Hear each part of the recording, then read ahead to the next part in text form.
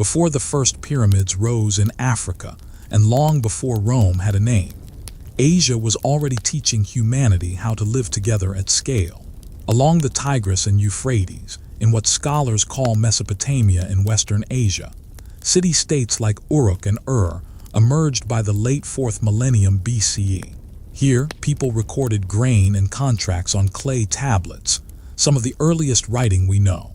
Farther southeast, the Indus Valley, centered on cities such as Harappa and Mohenjo-Daro, flourished roughly 2600 to 1900 BCE. Gridded streets, standardized weights, and advanced drainage show meticulous urban planning. Their script remains undeciphered, but their material world speaks clearly. Order, craft, and trade across vast distances. To the east, along the Yellow River, early Chinese states matured from Neolithic villages into the Shang Dynasty by around 1610-46 BCE. Oracle bones record royal questions to ancestors, while bronze workshops revealed technological mastery. These were not isolated worlds.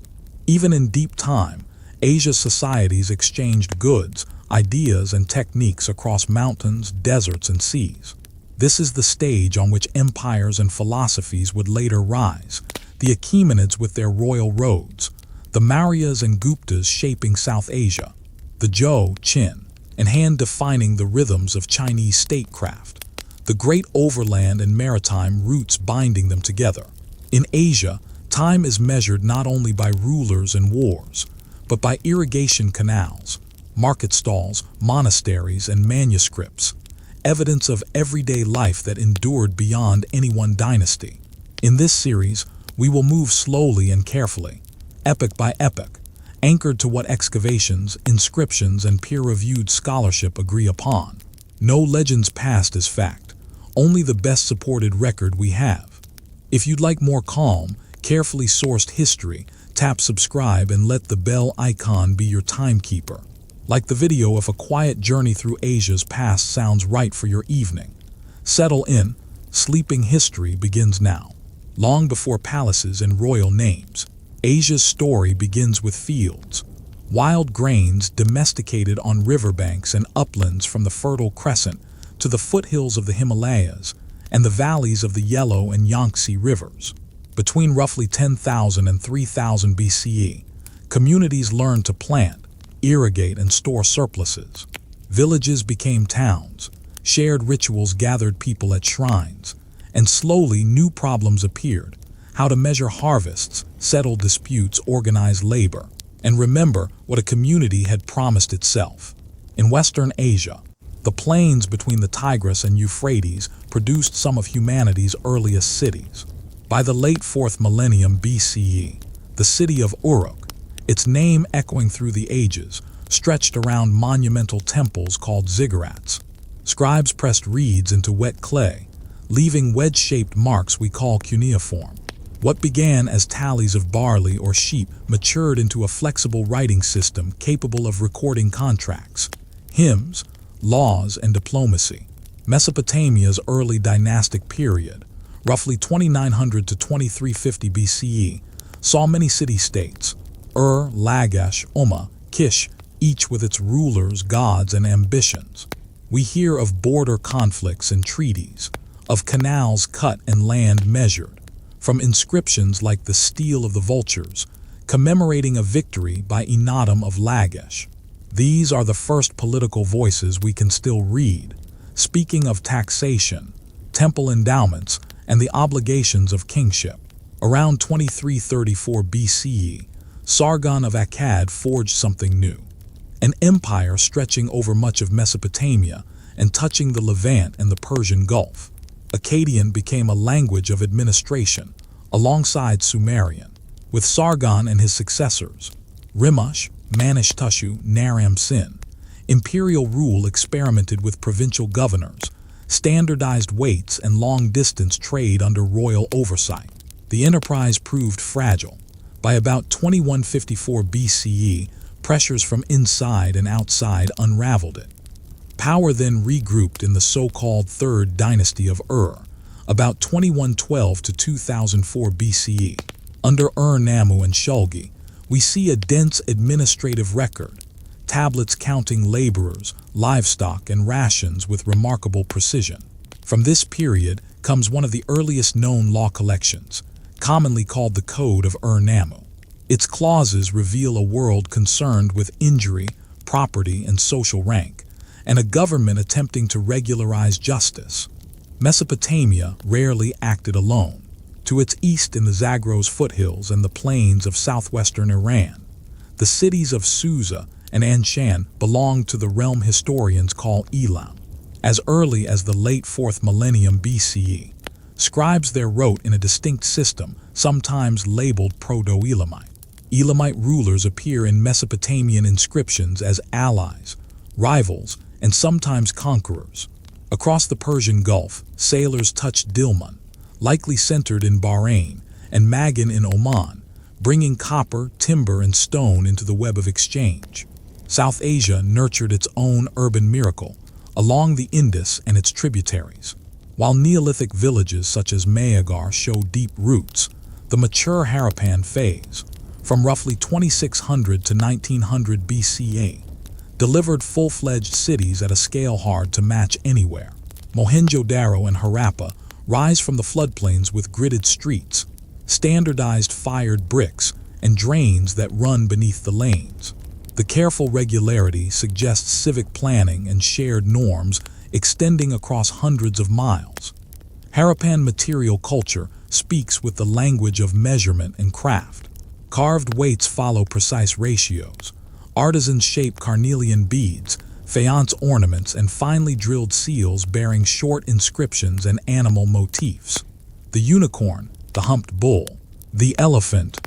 Though the Indus script remains undeciphered, the artifacts carry clear messages: order, skill, and networks of exchange that reached far beyond the Indus basin. Archaeology traces Harappan ships and caravans to the Arabian Sea's hubs. At Lothal, a site near the Gulf of Combat, engineers cut a large brick-lined basin, interpreted by many as a dock, while at Dalavira, on Kutch's Island, reservoirs step down in commanding terraces to trap scarce monsoon water. Indus seals and weights appear in Mesopotamian contexts. Mesopotamian tablets mention a land called Meluha, widely associated with the Indus sphere, listing woods, ivory, and precious stones among its exports. Despite their scale, the Indus cities do not fit the familiar pattern of kings and palaces. We see few grand royal tombs or carved royal stelae. Authority, in whatever form it took, appears enmeshed in civic routines, warehouses, platforms, workshops, and street drains that required coordinated effort more than royal display. This does not mean the Indus world lacked hierarchy, only that it expressed power differently. What survives is a public architecture of regulation and flow. After 1900 BCE, many Harappan cities contracted or transformed. Scholars debate the causes: shifting river courses in the northwest, pressures on agriculture, changes in trade routes, and perhaps disease. The outcome is clearer than the causes: a reorganization of settlement into smaller communities and new regional cultures. The threads of memory, craft techniques, weights and measures, and patterns of habitation did not vanish. They were rewoven into later South Asian worlds. Turning eastward again, the valleys of the Yellow and the Yangtze nurtured parallel revolutions in food and settlement. Millet supported northern communities like Yangshao from about 5000 BCE, while rice agriculture took hold earlier in the humid lower Yangtze, at sites such as Hemudu. By around 3300 to 2300 BCE, the Liangzhu culture near Lake Tai left polished jade discs and Kong tubes, elite objects tied to ritual, and evidence of large-scale water management, levees and platforms that hint at organized authority. By the late 3rd and early 2nd millennium BCE, we see the emergence of complex centers in the north. The Urlitu culture, roughly 1900 to 1500 BCE, exhibits palatial compounds, bronze casting, and planned urban space. Some Chinese historical traditions associate Urlitu with a dynasty called Xia, But modern scholarship treats that identification cautiously. What is secure is that Urla II represents a political center, with administrative complexity and craft specialization. With the Shang dynasty, traditionally dated about 1600 to 1046 BCE, we step into firmer documentary light. At late Shang capitals such as Anyang, diviners cracked heated ox scapulae and turtle plastrons, then inked questions and outcomes into the shells and bones. These oracle bone inscriptions are the earliest secure Chinese writing, recording royal lineages, war campaigns, sacrifices, harvests, eclipses, and the rhythms of court life. Shang bronzes, massive, intricately patterned vessels, testify to deep metallurgical knowledge and ritual forms that bound elites to ancestors and gods. The first kingdoms of Asia thus emerged not from a single blueprint, but from many experiments running in parallel. In Mesopotamia, the temple and the palace negotiated power. In the Indus world, municipal order and standardization carried the day. In early China, kinship, divination, and bronze ritual framed authority. Each regional solution tackled the same questions: how to feed multitudes, arbitrate disputes, organize labor for canals and walls, and create a shared narrative that made obedience feel natural. Trade stitched these experiments together. From the Iranian plateau, tin and copper moved toward the workshops of Mesopotamia. From Dilmun and Magan, ships hugged coasts to reach Harappan ports. Along overland corridors across Central Asia, oases connected communities we call the Bactria-Margiana archaeological complex, BMAC, flourishing roughly 2300 to 1700 BCE. At sites like Gonur, fortified compounds, craft quarters, and ritual spaces signal organized authority. Materials and motifs, stone seals, metalwork, beads, circulated widely, teaching artisans distant from each other to think in common technical languages. With trade came institutions of trust, standardized weights in the Indus, cylinder seals in Mesopotamia, sealing practices in Elam, and the record-keeping of Shang divination, each, in their own way, made claims legible to others. Contracts, even when unwritten, gain force when measured objects and repeatable procedures back them up. The earliest kingdoms did not merely command, they counted. Law, too, emerges from this need to stabilize expectations. Mesopotamian law collections, from Ur-Nammu to later compendia, do not inaugurate justice so much as codify it, turning customary practice into clauses. The point was not abstract philosophy but predictability. If a builder erred, if an ox gored, if a person of higher status harmed someone of lower rank, outcomes should be legible, penalties weighed, and the community restored to equilibrium. Religion provided legitimacy and common purpose. In Sumer, the gods dwelt in temple precincts, their cult statues fed and clothed through regular offerings. The king held titles that implied stewardship as much as sovereignty. In the Indus world, without readable texts, we proceed cautiously. Still, the ubiquity of certain animal motifs and ritual platforms suggests shared symbolic systems. In Shang China, oracles declared divine approval or warning, and royals traced descent to mythic ancestors, forming a ritual economy that linked politics to the unseen. Technology amplified these frameworks. Irrigation networks in Mesopotamia tamed seasonal rivers. Baked brick and standardized molds made large projects reliable. The potter's wheel, metallurgy, and wheeled transport multiplied output and reach. In the Indus, the precision drilling of beads and the regularity of brick sizes speak to craft guilds or conventions that spread across cities. In Shang workshops, piece mold casting allowed artisans to pour large bronzes in parts and join them with accuracy, enabling forms unattainable elsewhere. The household remained the base unit of production, but the city concentrated power. Granaries stored surpluses, workshops clustered near sources of fuel and water, administrators counted as they redistributed, and ceremonial centers reminded everyone that their labors served more than private ends. The first kingdoms built not only walls and canals but calendars, ways of telling time that synchronized sowing, reaping, taxation, and ritual. It is tempting to imagine a steady march from village to empire, but the archaeological layers resist such simplicity. Cities rose and fell, floods buried neighborhoods, dynasties failed and were replaced, crafts were lost and later reinvented. Continuity, when it appears, lies less in unbroken lines of rulers and more in the persistence of techniques and habits. How to measure grain, to lay out streets, to balance a ledger, to ask the gods for guidance, to send a cargo out and expect it home.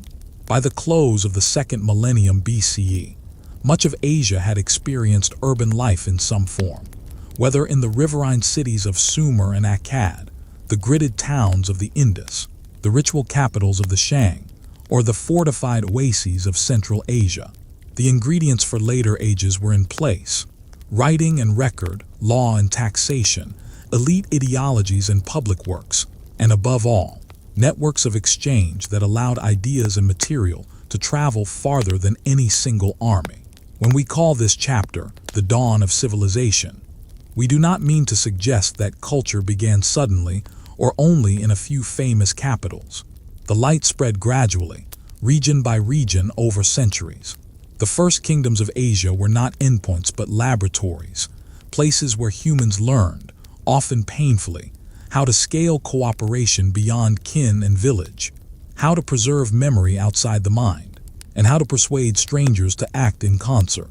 In the episodes that follow, we will meet the builders of roads and canals, the inventors of scripts, the makers of laws, and the priests and officials who interpreted the world for their communities.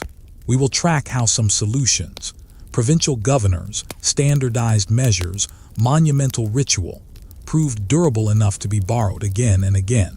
And we will see how others, brilliant in their time, left only faint traces in clay dust and broken jade. Asia's first kingdoms did not simply happen in Asia, they happened to all of us. The habits they forged, taxation, bureaucracy, legal process, urban planning, and long-distance trade, are the scaffolding of modern life.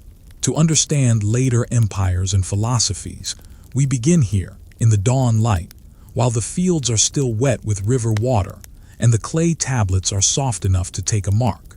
The Bronze Age in Asia was not a single event, but a continental shift. Thousands of experiments in metallurgy, urban planning, and state power that, together, raised the first durable empires. Bronze, an alloy usually of copper with tin, sometimes arsenic, offered tools and weapons that were harder and more reliable than most stone implements.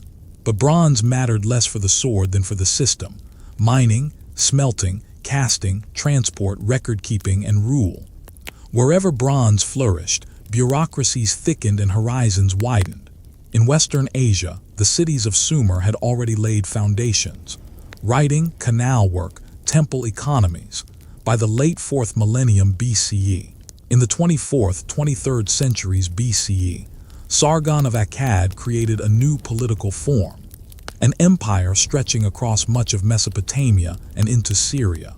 His successors standardized administration and projected authority through governors, garrisons, and a common scribal practice using Akkadian and Sumerian. When that hegemony broke by c. 2154 BCE, it did not erase the imperial idea, it taught others how to do it. The Ur-III King c. 2112-2004 BCE rebuilt state capacity on a massive scale. Their tablets count rations and rotations of labor with precision, showing a political economy that could mobilize tens of thousands for canals, walls, and temples.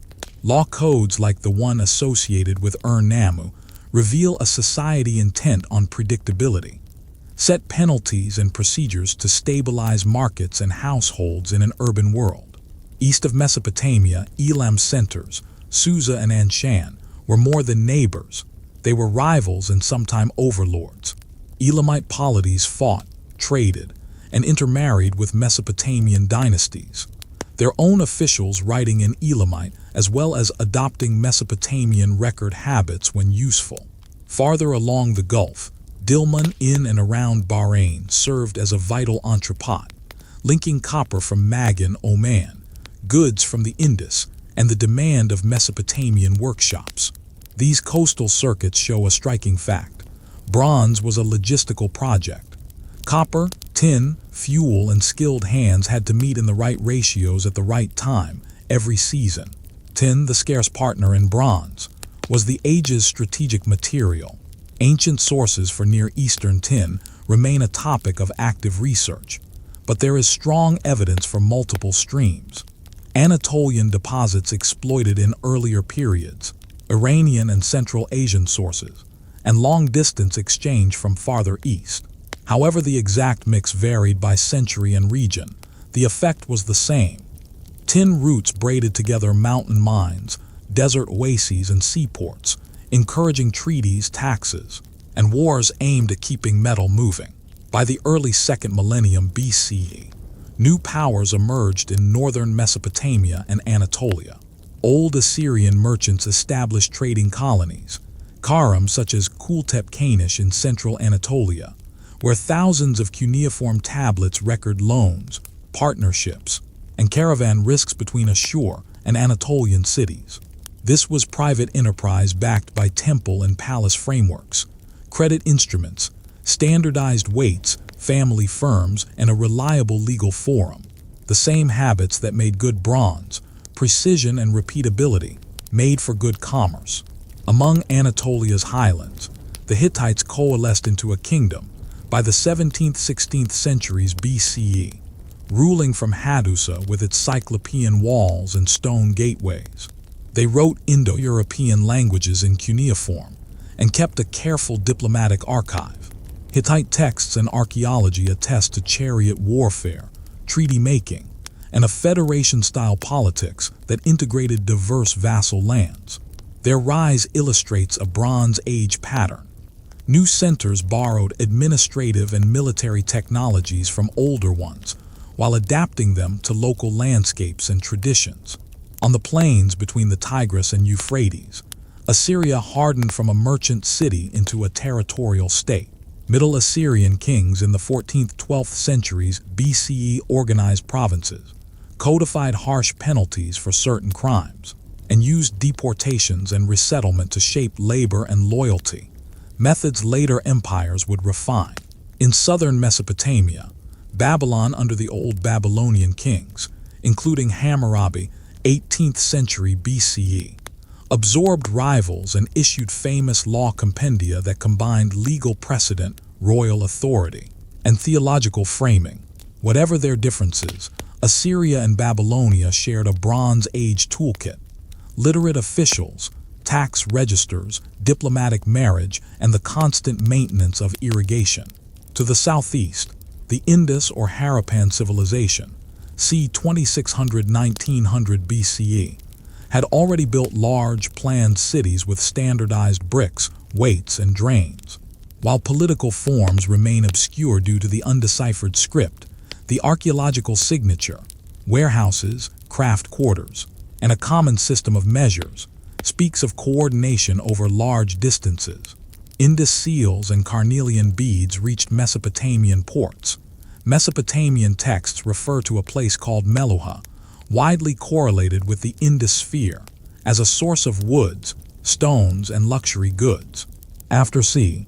1900 BCE, many Indus cities dispersed or transformed, likely due to a combination of shifting rivers, changing trade circuits, and local pressures. Yet techniques and settlement cultures continued in new regional configurations. Between Iran and the Oxus, Amudarya, fortified centers of the Bactria-Margiana archaeological complex, BMAC c. 2300–1700 BCE, organized fields, craft production, and ritual spaces behind substantial walls.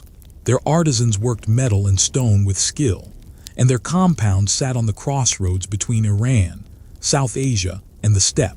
The region's oases acted as relays of materials and ideas, another demonstration that Bronze Age empires could be palatial states or networks of towns that controlled chokepoints and caravans. A military revolution of the second millennium BCE was the light, spoke-wheeled chariot, developed in the Eurasian steppe forest margins, archaeologically visible in cultures such as Sintashta and Andronovo around the late 3rd to early 2nd millennium BCE. The chariot spread rapidly into Southwest and South Asia and China. It required specialized wood, leather, and bronze fittings, and teams of trained horses, an ecosystem of skills and pastures.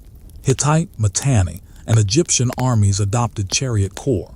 Treaties and training texts mention horse breeding and chariotry in detail. The chariot's arrival did not automatically abolish infantry, but it changed how elites fought and displayed status, and how states organized stables, roads, and supply. Diplomacy matured alongside war.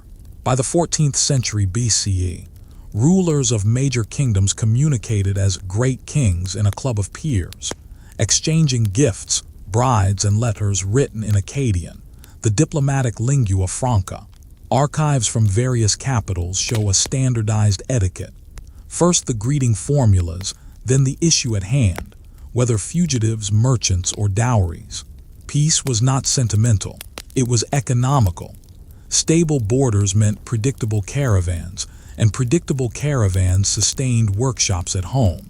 The late 13th to early 12th centuries BCE saw severe disruptions across parts of the eastern Mediterranean and Anatolia.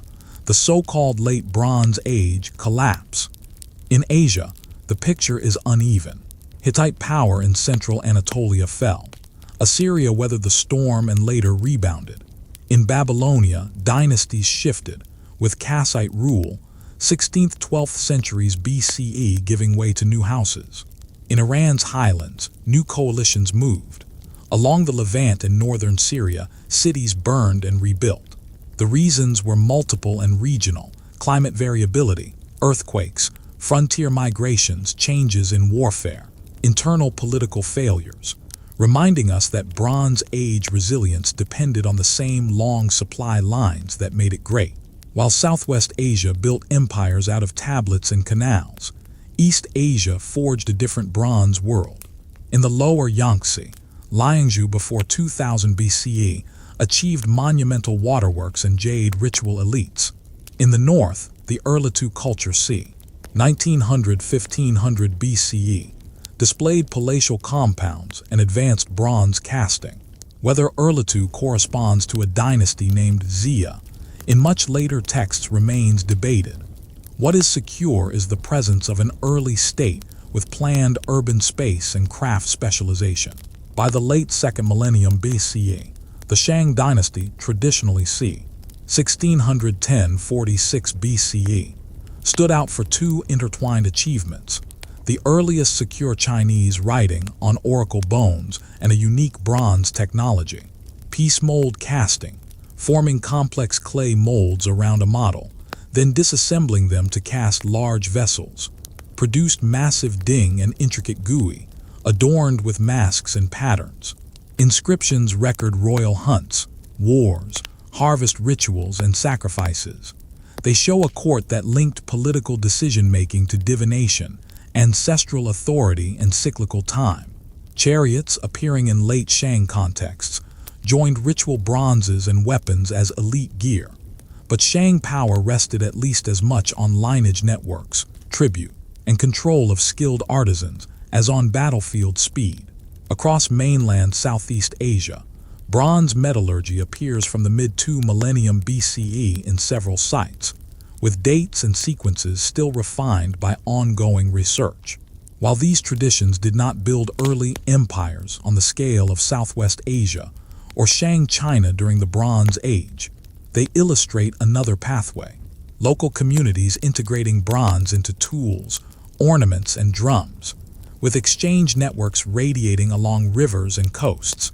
By the 1st millennium BCE, these circuits would knit more tightly into the expanding maritime trade between India and China. What then made the Bronze Age the seedbed of empire? First, scale. Bronze forced societies to think beyond the village. Mines in one place, smelters in another, fuel elsewhere, markets in cities far away.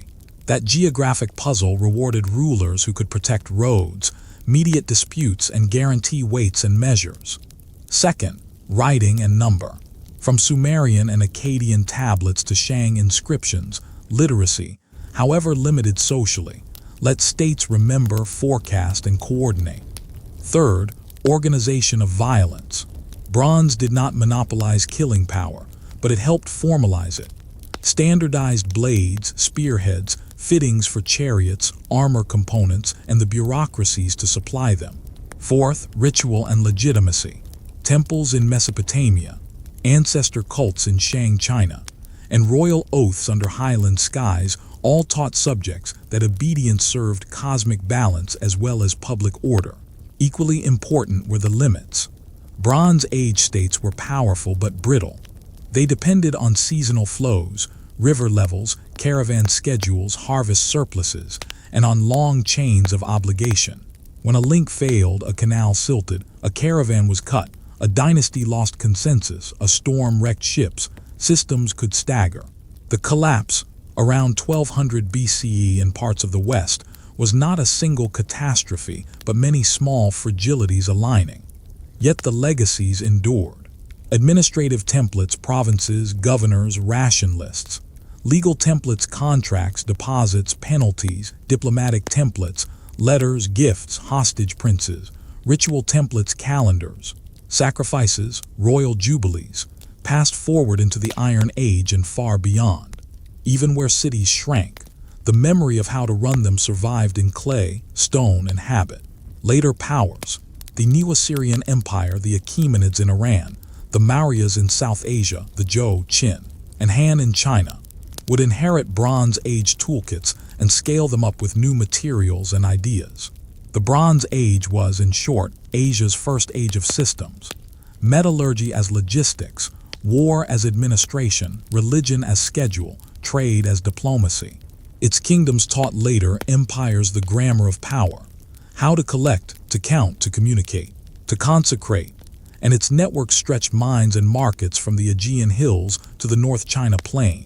When we read a tablet's inventory or stand before a Shang cauldron, we are not just admiring craft.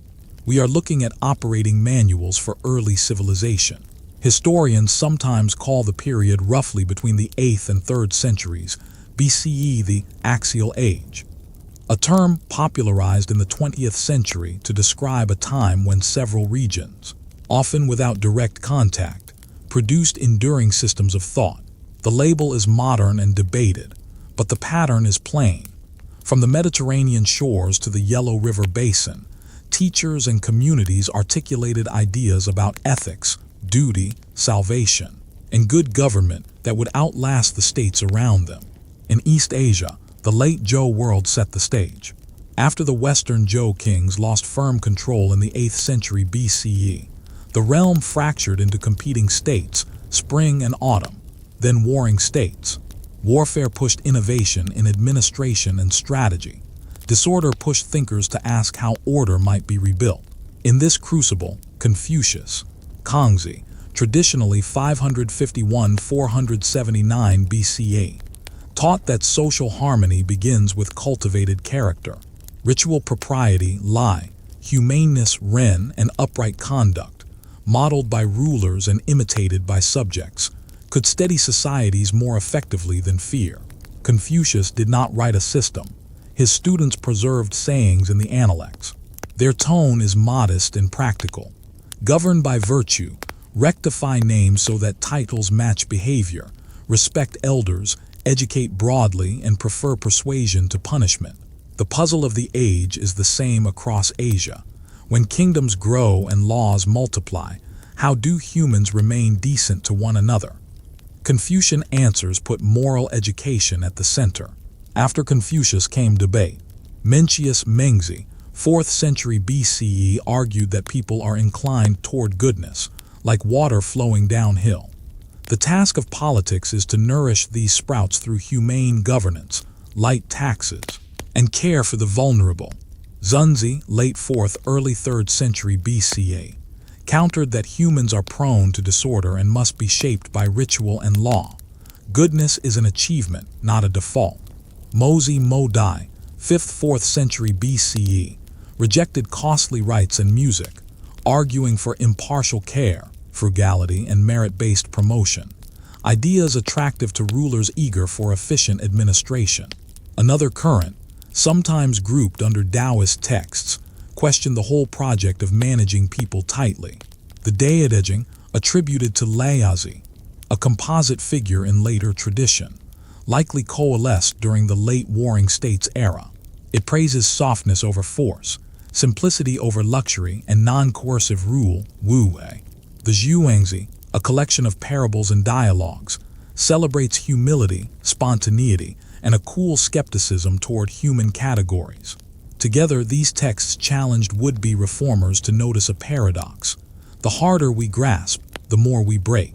If moral philosophy wrestled with character and ritual, political thought wrestled with institutions.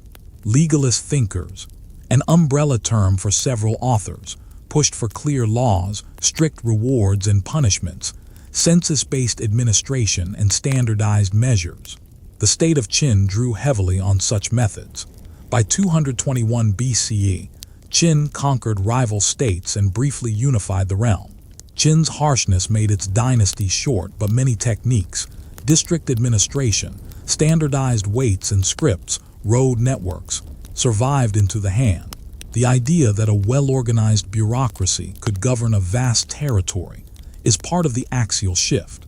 While Chinese thinkers debated virtue and law, the Indian subcontinent saw a ferment in ritual and renunciation. Late Vedic texts, the early Upanishads, composed over several centuries from the late 1st millennium BCE, turned questioning inward. They probed the relationship between the self Atman and ultimate reality Brahman, and considered the moral logic of action, karma and rebirth. A letter 1E43 S.A. Macron R. This interior revolution did not abolish ritual. It reinterpreted it, suggesting that knowing and acting rightly transformed the doer, not just the gods. Two renunciant traditions emerged in this environment with distinctive clarity. Jainism, shaped around the teachings of Mahavira, traditionally dated to the 6th century BCE. Many scholars place him in the 5th century. Demanded rigorous nonviolence, I letter 1E43 S.A. Macron, truthfulness, non-stealing, restraint, and non-attachment. The path aims at liberating the soul from karmic accretions through ethical discipline, meditation, and for some, austere practices. Buddhism began with Siddhartha Gautama, known as the Buddha. While traditional datings vary, many modern reconstructions place his lifetime in the 5th or early 4th century BCE. His core insights, the 4 noble truths about suffering and its causes, and the 8-fold path toward liberation, offered a middle way between indulgence and denial.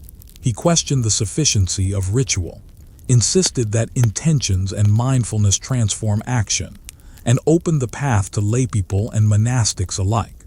After the Buddha's death, monastic communities a letter 1E45GH preserved his teachings through councils and recitation. In the 3rd century BCE, the Mauryan Emperor Asoka R.C. 268–232 BCE inscribed ideas of moral governance on pillars and rock faces across his realm, in Prakrit using Brahmi or Kharosthi scripts, and in a few places, Greek and Aramaic. These edicts speak of compassion, minimal harm, fair justice, respect for all sects, and the duties of officials. They do not enforce a doctrine. They advertise a king's aspiration to rule through moral example and public welfare.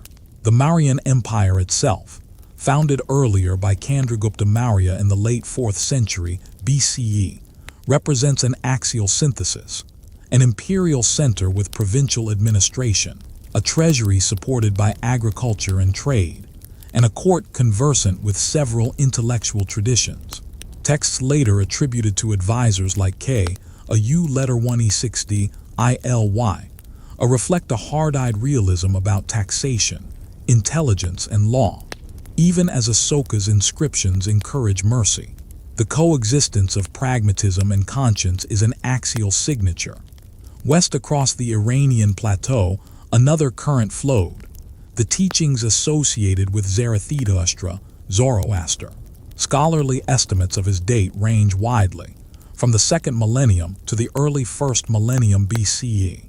The Achaemenid inscriptions of the 6th-5th centuries BCE, however, show that Iranian imperial religion honored Ahura Mazda as a supreme divinity. Later Zoroastrian tradition emphasizes a dualistic moral drama between truth, Asha/Arda, and the lie drudge, the importance of good thoughts, good words, and good deeds, and ritual fire as a symbol of order. Whatever the exact chronology, the Achaemenid Empire under Cyrus the Great d. 530 BCE, Darius IR, 522-486 BCE, and Xerxes R, 486-465 BCE, practiced a style of rule that combined central oversight with respect for local customs and cults. The Achaemenids constructed a vast administrative machine, satrapies governed by appointed officials, royal inspectors, standard weights and coinage, use of Aramaic as a chancery language, and roads crowned by the royal road linking Susa, Sardis, and beyond. In their inscriptions, kings stressed order, Arda, justice, and the king as guardian of a divinely sanctioned cosmos. The idea that an empire could embrace many peoples and languages while preaching a moral order had long afterlives. From the Hellenistic kingdoms to later Iranian and Islamic polities. In the Levant, part of Asia's western rim, the prophetic traditions of ancient Israel articulated a fierce ethical monotheism across the 1st millennium BCE. Though their compilation into the Hebrew Bible spans centuries, the themes are strikingly axial. Justice for the vulnerable, critique of empty ritual, covenantal ethics binding rulers and ruled, and a universal God measuring nation by moral standards. These ideas traveled along the same roads that carried tin and silk. Influence here is complex and multidirectional, but the shared preoccupation with justice links the region to Asia's larger axial story. If we ask why such ideas gain momentum in this era, part of the answer is structural. Larger states exposed ordinary people to distant authorities and unfamiliar customs. Trade routes mixed languages and religions. Iron tools and new agrarian regimes altered landscapes and labor. In this world, inherited village norms were often insufficient. Teachers offered portable ethics, principles that travel well. Compassion, honesty, reciprocity, righteous rule, and methods of personal discipline that could be taught outside kinship lines. Another part of the answer is institutional. Writing spread, schools formed, and canons emerged. In China, courts and private lineages maintained libraries. In India, recitation schools preserved texts across generations. In Iran and the Levant, scribal cultures and temples produced archives. As debates sharpened, traditions learned to define themselves. Commentaries flourished, monasteries and academies arose, and apprenticeships turned charisma into curricula. The axial conversation also changed what counted as power. Where Bronze Age rulers displayed might in stone and metal, axial rulers increasingly claimed moral purpose. Asoka's edicts do not list conquests, they list duties. Zhou and Han thinkers argued that legitimacy rests on virtue and ritual, not merely on force. Achaemenid kings framed rebellion not simply as disloyalty to a person, but as a sin against truth and order. The shift did not abolish violence, far from it, but it created standards by which violence could be judged and sometimes restrained. Contact across regions, while uneven, mattered. After Alexander of Macedon's campaigns ended in 323 BCE, Hellenistic cities and dynasties took root across southwest and central Asia. In the northwest of the Indian subcontinent, the Indo-Greek and later Indo-Scythian and Kushan realms encouraged exchanges in art and thought. Gandharan sculpture shows Buddhist themes in Greco-Roman stylistic frames. Farther east, caravan cities in the Tarim Basin linked China to Central Asia. By the late 1st millennium BCE, The routes later called the Silk Road were carrying not just silk and horses, but also sutras and treatises. We should be cautious.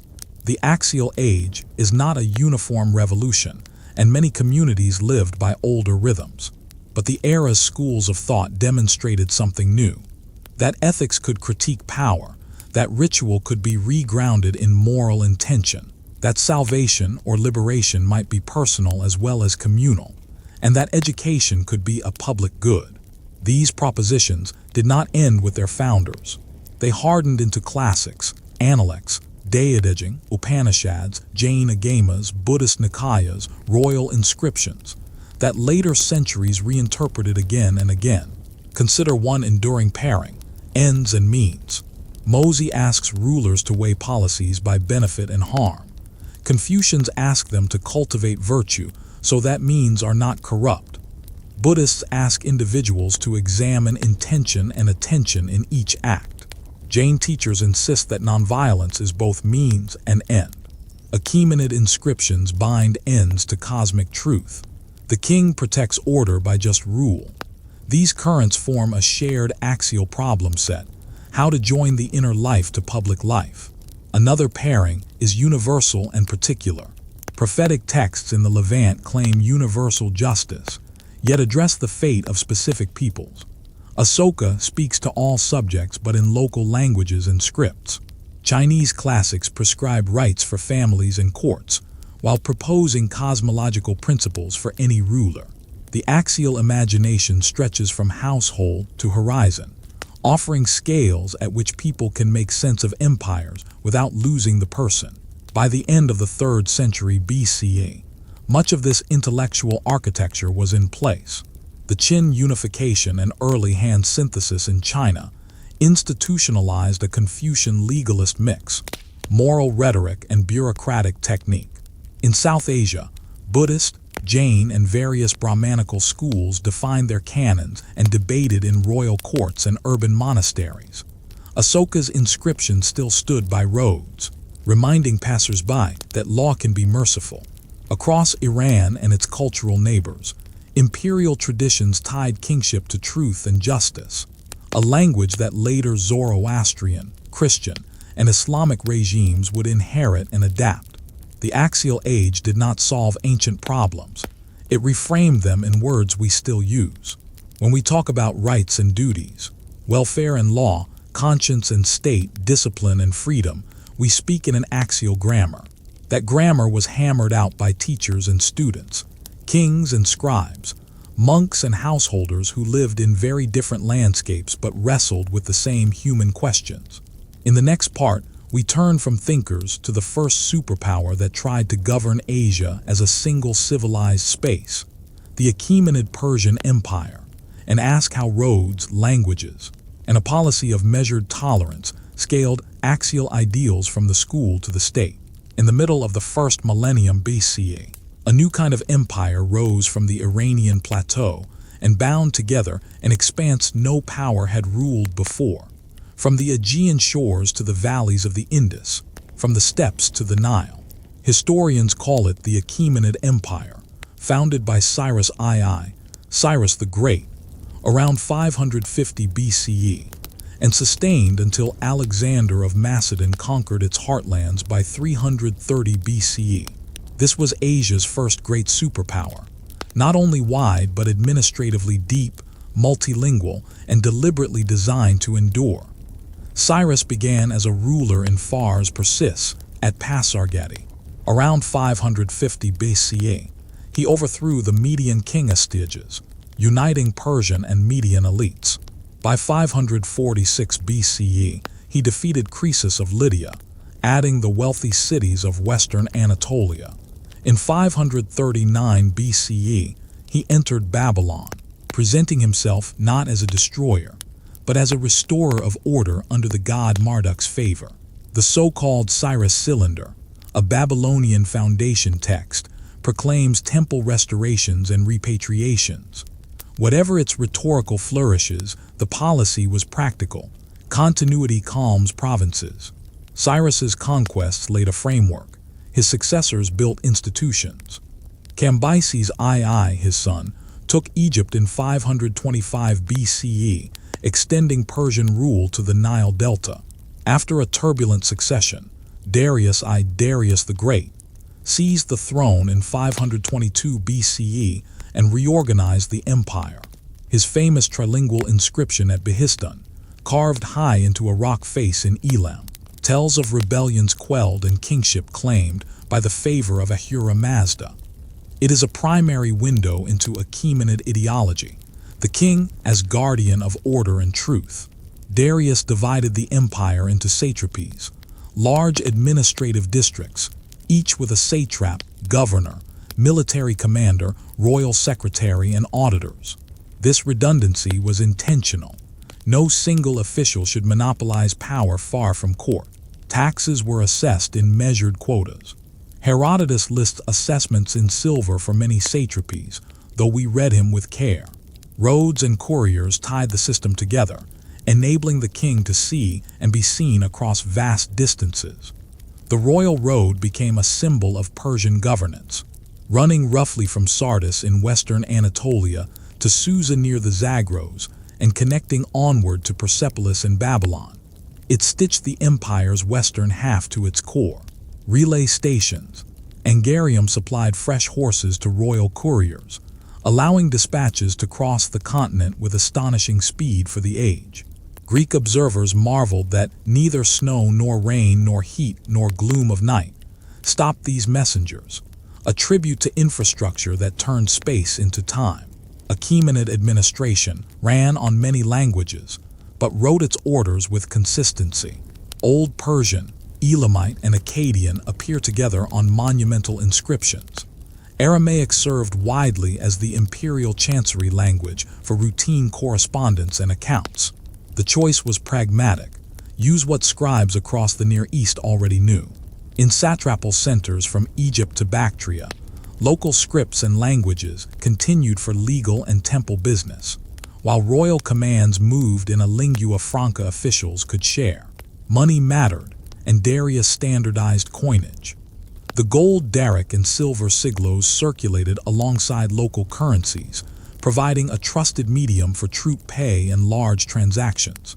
Standard weights and measures reduced friction in trade. In parallel, engineers improved water management. The Persians promoted the Qanat system, gently sloped underground channels that tap aquifers and deliver water across arid ground, expanding cultivable land and stabilizing settlements in Iran and beyond. The court spoke in architecture. At Susa and Persepolis, royal centers begun under Darius and expanded by Xerxes and later kings. Audience halls of Padana rose on high terraces, their stairways flanked by reliefs of subject peoples bringing tribute. These processions are not casual decoration. They narrate imperial order. Diverse delegations, each in distinctive dress, converge peacefully on a single king. Columns with bull-headed capitals, glazed bricks with striding lions, and stone inscriptions in 3 scripts made palaces into textbooks of power. The empire's religious framing was equally deliberate. Royal inscriptions invoke Ahura Mazda, the wise lord, and decry the lie, a moral and political disorder. Later Zoroastrian tradition fills out a theological dualism of truth and falsehood. In Achaemenid texts, the message remains focused. The king rules with divine favor when he upholds justice and order. Crucially, Persian policy tended toward recognizing local gods and cults.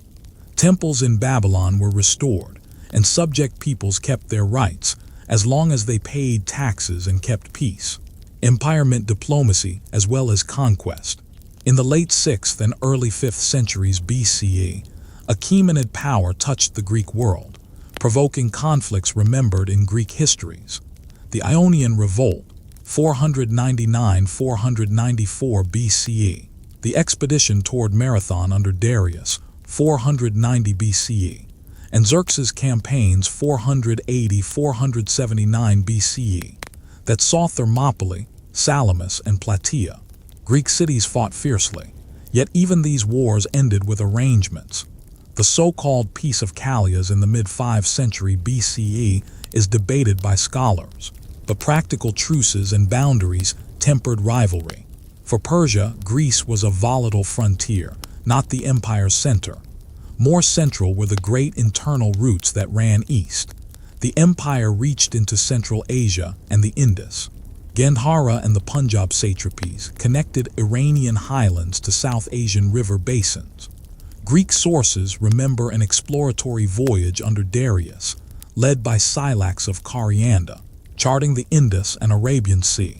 In the west, Darius ordered work on a canal linking the Nile to the Red Sea, an ancestor to later waterways, marked by stelae that proclaim his oversight from sky to sea. The Achaemenids did not simply hold space. They modified it. Everyday empire shows up in small things. Clay tablets from Persepolis record rations of grain, wine, and beer allocated to workers and travelers, including women and officials. Ceilings catalog movements of goods across storehouses. These routine texts reveal a machine humming.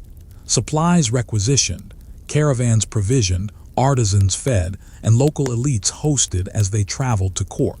Beneath the grand speeches, a predictable bureaucracy kept the lights on. The king's title, King of Kings, ex-Sheathetia, a political innovation, rule over rulers. Satraps and local kings, city elites and priesthoods, remained in place, their authority acknowledged but framed by higher sovereignty. Persian power often advanced by bargaining, marriage, and recognition, as much as by siege ladders. When rebellions came, they were crushed, but the operating principle was layered governance, not uniformity.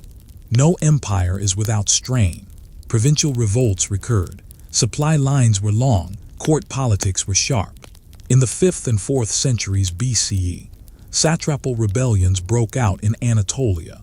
In 401 BCE, Cyrus the Younger marched with a Greek mercenary army against his brother Artaxerxes II and died at Cunaxa, an episode preserved in Xenophon's Anabasis. Yet the empire endured these shocks for generations, a testament to structures resilient enough to outlast bad years and ambitious princes. Over time, pressures accumulated.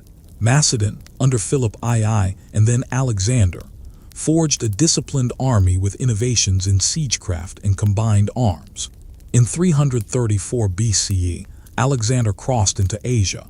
In 333 BCE, he defeated Darius III at Issus. In 331 BCE, at Gaugamela, he shattered the fielded Persian army and soon entered Babylon, Susa, and Persepolis. The burning of parts of Persepolis, whether drunken vandalism or calculated theater, became a symbol of a world overturned. By 330 BCE, Darius III was dead, and the Achaemenid dynasty ended. Yet empires do not vanish, they transform. Alexander's successors, the Seleucid kings and much of the Achaemenid core, kept satrapies, roads, and mixed chancery practices, even as Greek cities and colonies appeared. In the mid-3rd century BCE, the Parthians Arsacids pushed from the northeast, eventually controlling Iran and Mesopotamia with a looser, cavalry-centered confederation. Centuries later, in 224 CE, the Sasanians replaced the Arsacids and revived a more centralized model, kings of kings again, fire temples formalized, and court ritual renewed. Across these centuries, one can still trace Achaemenid lines in the map: layered administration, investment in roads and canals, and an imperial rhetoric that binds justice to legitimate rule. The Achaemenid legacy also ran west. Greek political thought wrestled with Persia as antithesis and mirror, admiration for its roads, couriers, and discipline, fear of its autocracy. When the Romans built highways, codified provincial governance, and institutionalized imperial post, they stood, knowingly or not, within a tradition that Persia had made continental. In the east, later Islamic empires in Iran and beyond inherited the very landscape of satrapal capitals and the habits of multilingual chancery work and tax assessment. One of the empire's quieter gifts was cosmopolitan habit. Court artisans combined Mesopotamian, Egyptian, Anatolian, and Iranian motifs into a shared visual language. Markets from Lydia to Bactria learned to trust stamped weights and recognizable coins. Elites from Judea to Gandhara wrote petitions to distant kings and expected answers. Even as rebellions flared, a sense grew that law and order might stretch across cultures without erasing them. An axial idea scaled into practice. We should not overstate tolerance. Persian armies could be ruthless. Deportations and garrisons enforced obedience. Taxes weighed heavily in some regions. Court succession could be bloody. But the comparative record shows a consistent preference for governing through existing institutions when feasible. The empire's art of rule was to multiply intermediaries rather than obliterate them. In that political arithmetic, difference became a resource to be channeled rather than a problem to be solved. Look again at Persepolis's famous reliefs. Delegations from across the empire bring gifts: textiles, metal vessels, horses, camels, ivory, incense, carved woods. Each group is distinct, but all ascend the same stair. The scene is carefully staged, yet the metaphor is genuine. The king's authority depends on many people's doing ordinary things: herding, weaving, sailing, counting on schedules and the court coordinates. The superpower is not merely the army, it is the calendar. By anchoring sovereignty in roads, records, and rituals, the Achaemenids taught later states a durable lesson. Geography can be administered if information moves faster than disorder. Couriers, coinage, standard measures, multi-language scribes, and tax districts are not abstractions. They are tools that turned a mosaic of cultures into an empire that could last 2 centuries and echo for 2 millennia. When we speak of Asia as a coherent space of exchange, we are speaking in a vocabulary Persia helped invent. In the next part, we leave the imperial center for the subcontinent's first vast native empires. We will watch how the Maurya dynasty, drawing on older city traditions and new axial ethics, built a state that stretched from the Himalayas to the Deccan, and how its most famous ruler tried to anchor power not only in force and law, but in a public morality carved on stone. When we speak of imperial China, we are describing more than a sequence of dynasties. We are tracing institutions and ideas that endured across 2 millennia, a bureaucratic state staffed by exam-trained officials, the mandate of heaven as a theory of legitimacy, and a cultural confidence that law, ritual, and learning could hold a continent-sized realm together. From Qin unification in 221 BCE to the Qing abdication in 1912 CE, dynasties rose and fell, but the grammar of government persisted.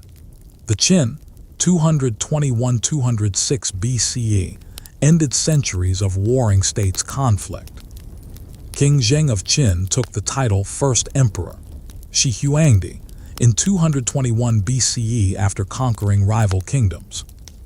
Qin reforms, begun earlier by legalist statesmen, standardized weights and measures, coinage, axle widths, and the small seal script for official use. The court organized the realm into commanderies and counties, bypassing hereditary nobility. Massive works, roads radiating from the capital Xianyang and defensive fortifications linked in the north, projected central power. The dynasty was brief.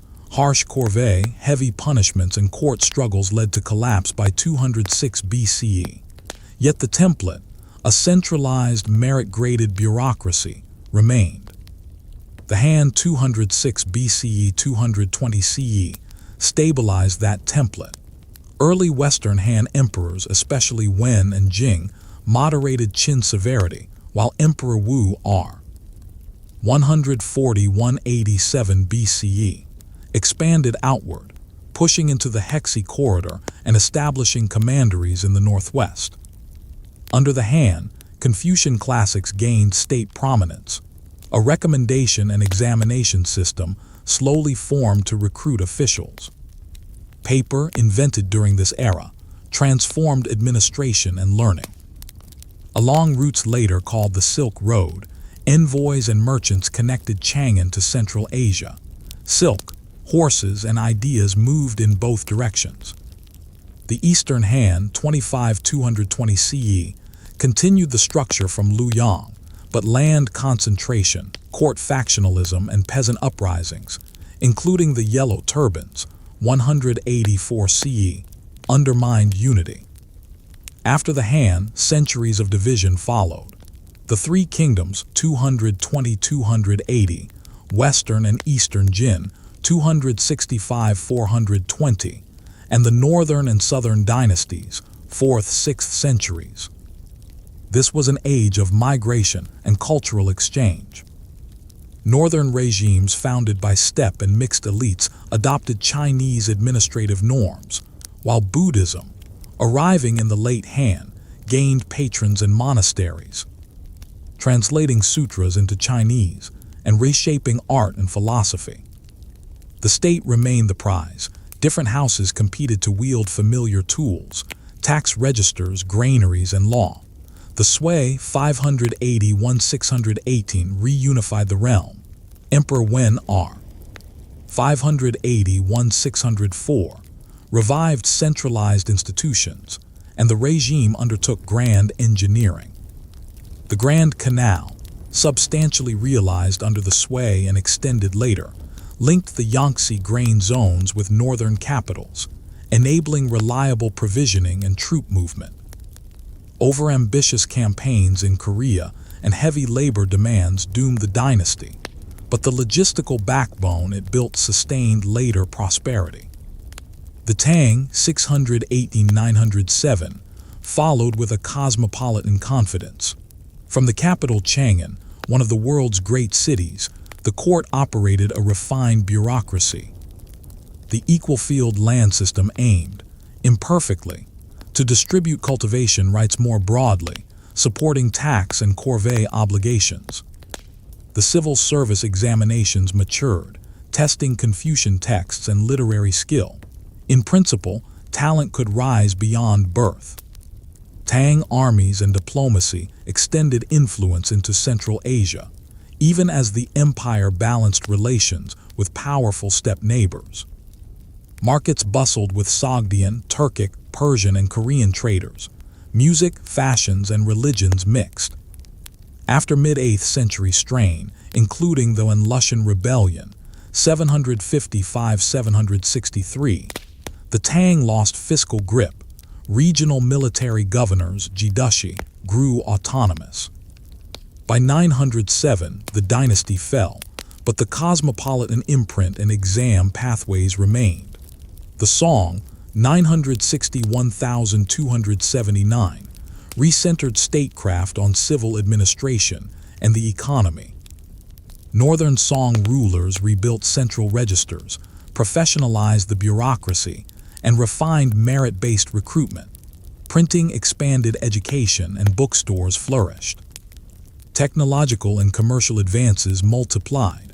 Widespread iron production, improved agricultural techniques like champa rice in the south, and riverine and maritime trade networks that linked ports from Guangzhou to the Indian Ocean.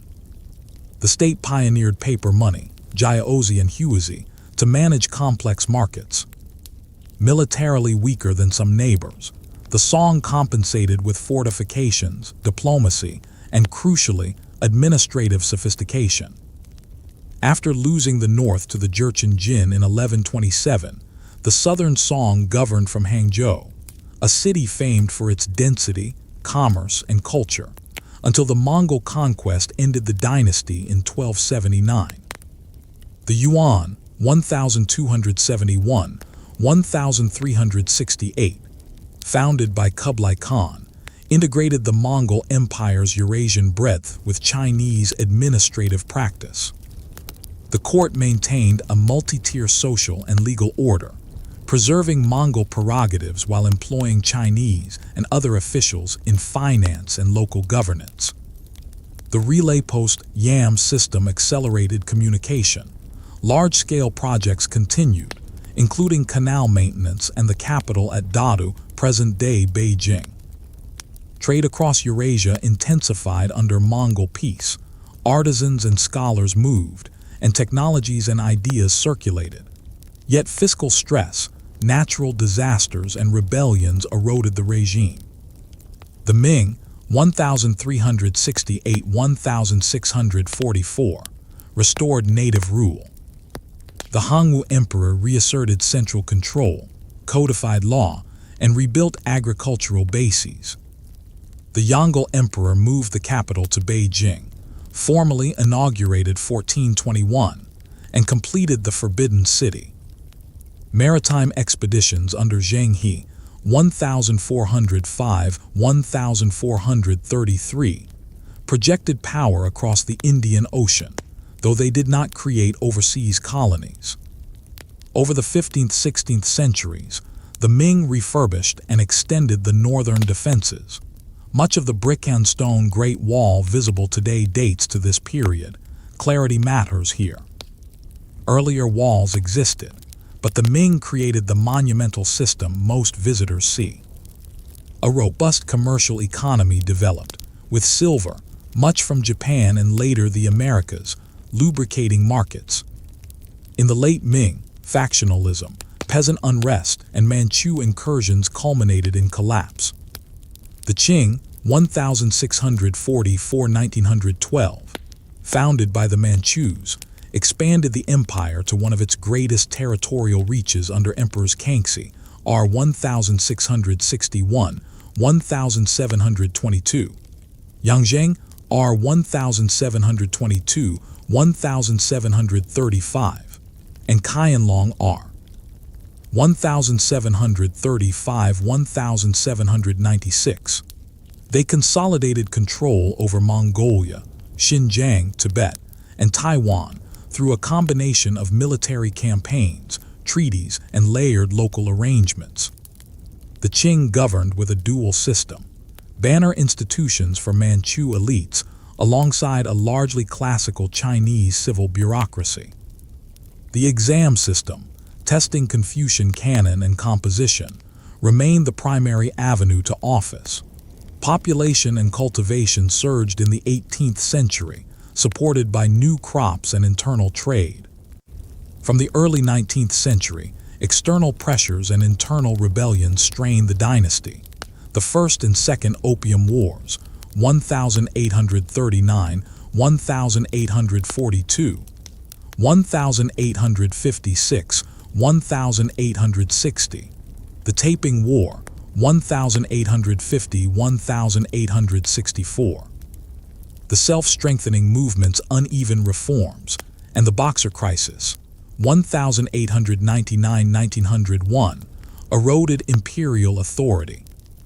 Constitutional experiments came too late. The 1911 revolution ended dynastic rule, and the last emperor abdicated in 1912. Across these cycles, several through lines explain endurance. First, the mandate of heaven, an idea articulated by early Zhou thinkers, framed legitimacy as moral and pragmatic. Heaven's favor was manifest in order: good harvests, secure borders, just rule. Disaster and corruption signaled withdrawal of the mandate, justifying change. This doctrine constrained power rhetorically and provided a peaceful logic to regime change, even when change arrived through violence. Second, a professionalized civil service. From Han roots to Tang maturation and song perfection, the examination system recruited literati steeped in classical texts, history, and administrative writing.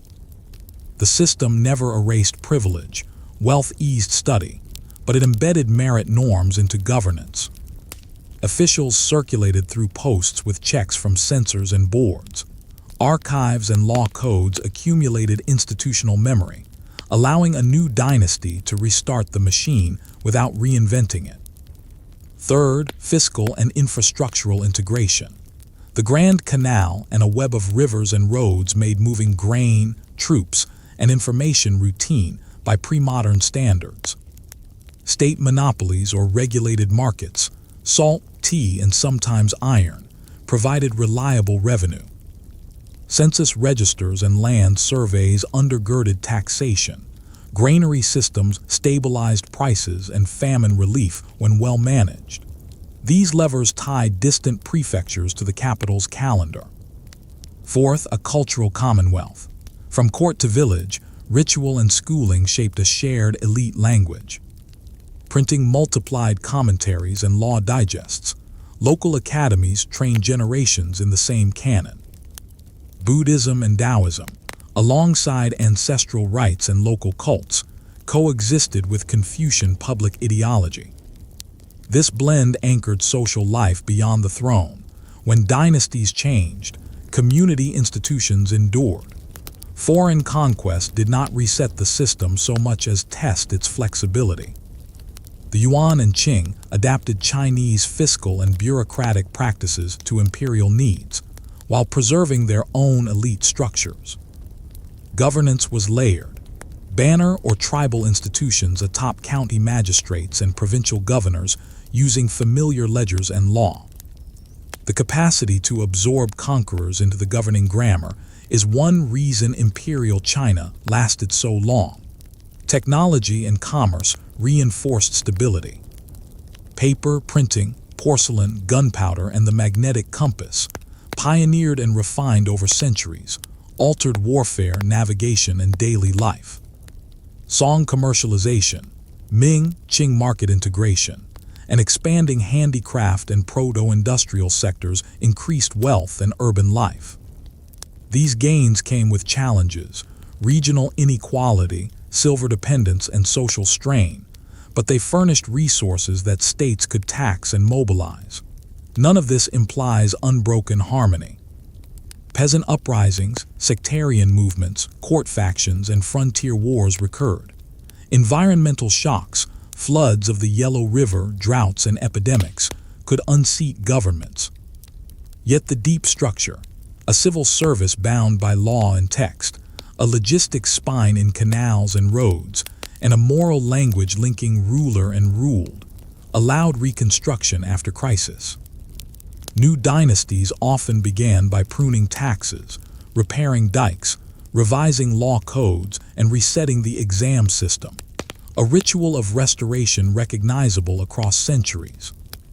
By the early 20th century, pressures of industrialized warfare, global trade regimes, and imperialism converged with internal reform debates to end the dynastic order.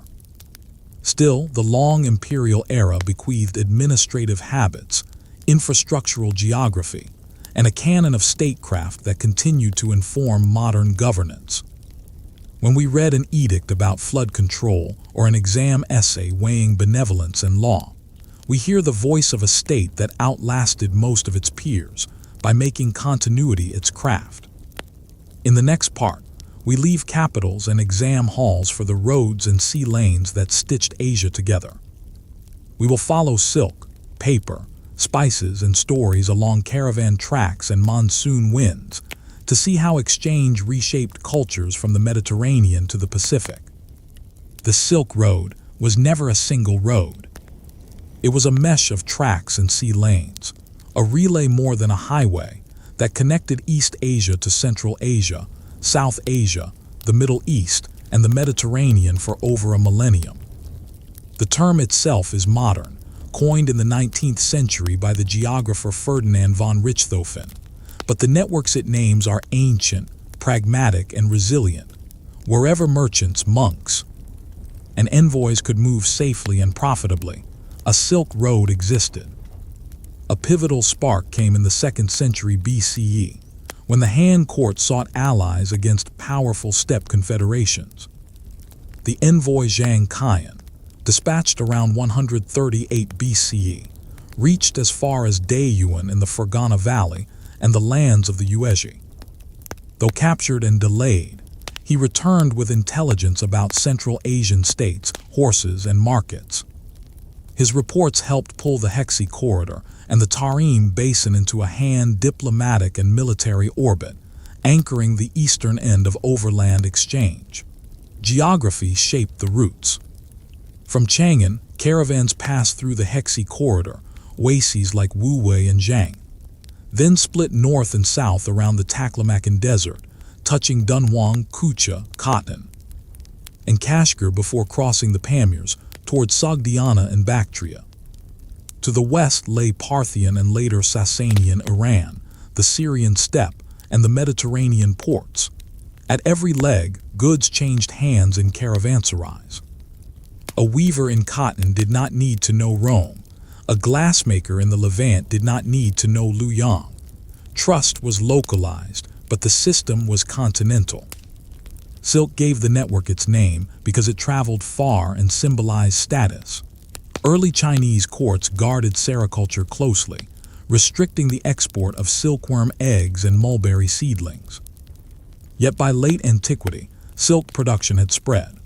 A famous Byzantine story tells of monks carrying silkworm eggs west in hollowed staffs in the 6th century CE. Whatever the details, the pattern is clear, techniques leak, and when they do, industries migrate. Silk was only part of the traffic. From Central Asia came the prized heavenly horses of Fergana, from Badakhshan, deep blue lapis lazuli, from cotton, nephrite jade. India sent cotton textiles, pepper, cardamom, and ivory. Southeast Asia added cloves and nutmeg via maritime links. Arabia and the Horn of Africa supplied frankincense and myrrh. West Asia shipped glassware, silver vessels, and wine. The Mediterranean added gold coins and artistic motifs. China exported lacquerware, paper, and later porcelain. Many of these objects moved multiple times, sold, gifted, taxed, and repurposed, before reaching a distant market or shrine. Religion traveled with cargo.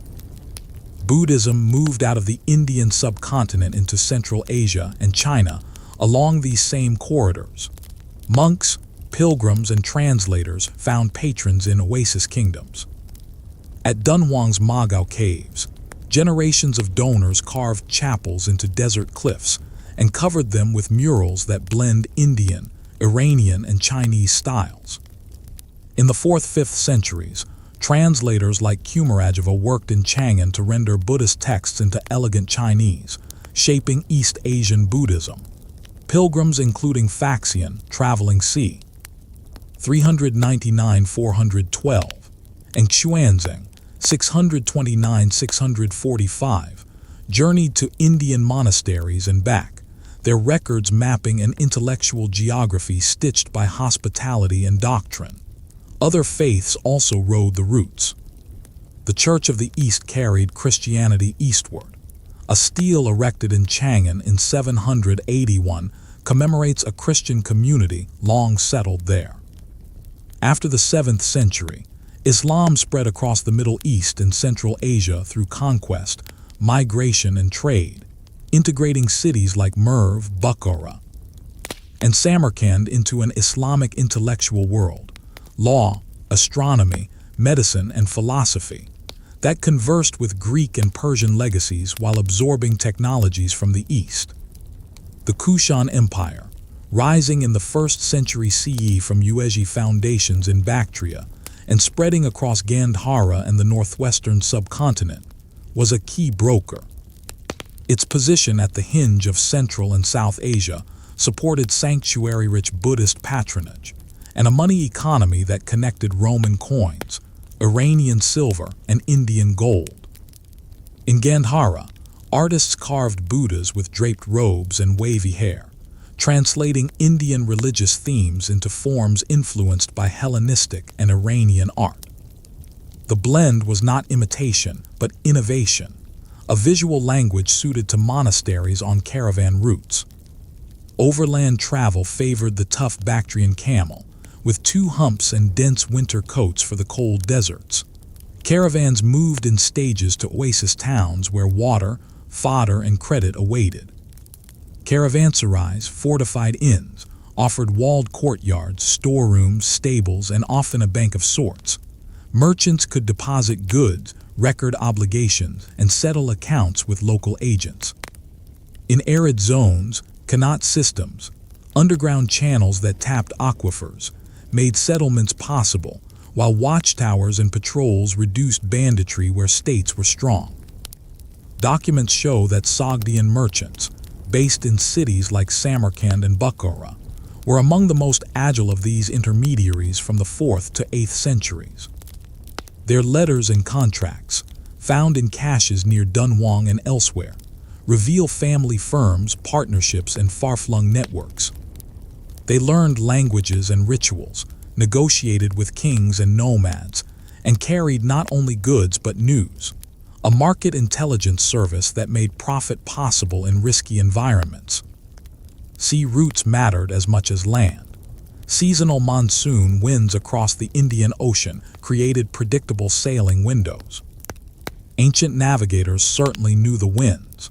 Greco-Roman sources later attribute a 1st century BCE CE mariner named Hippalus with recognizing a direct open sea route.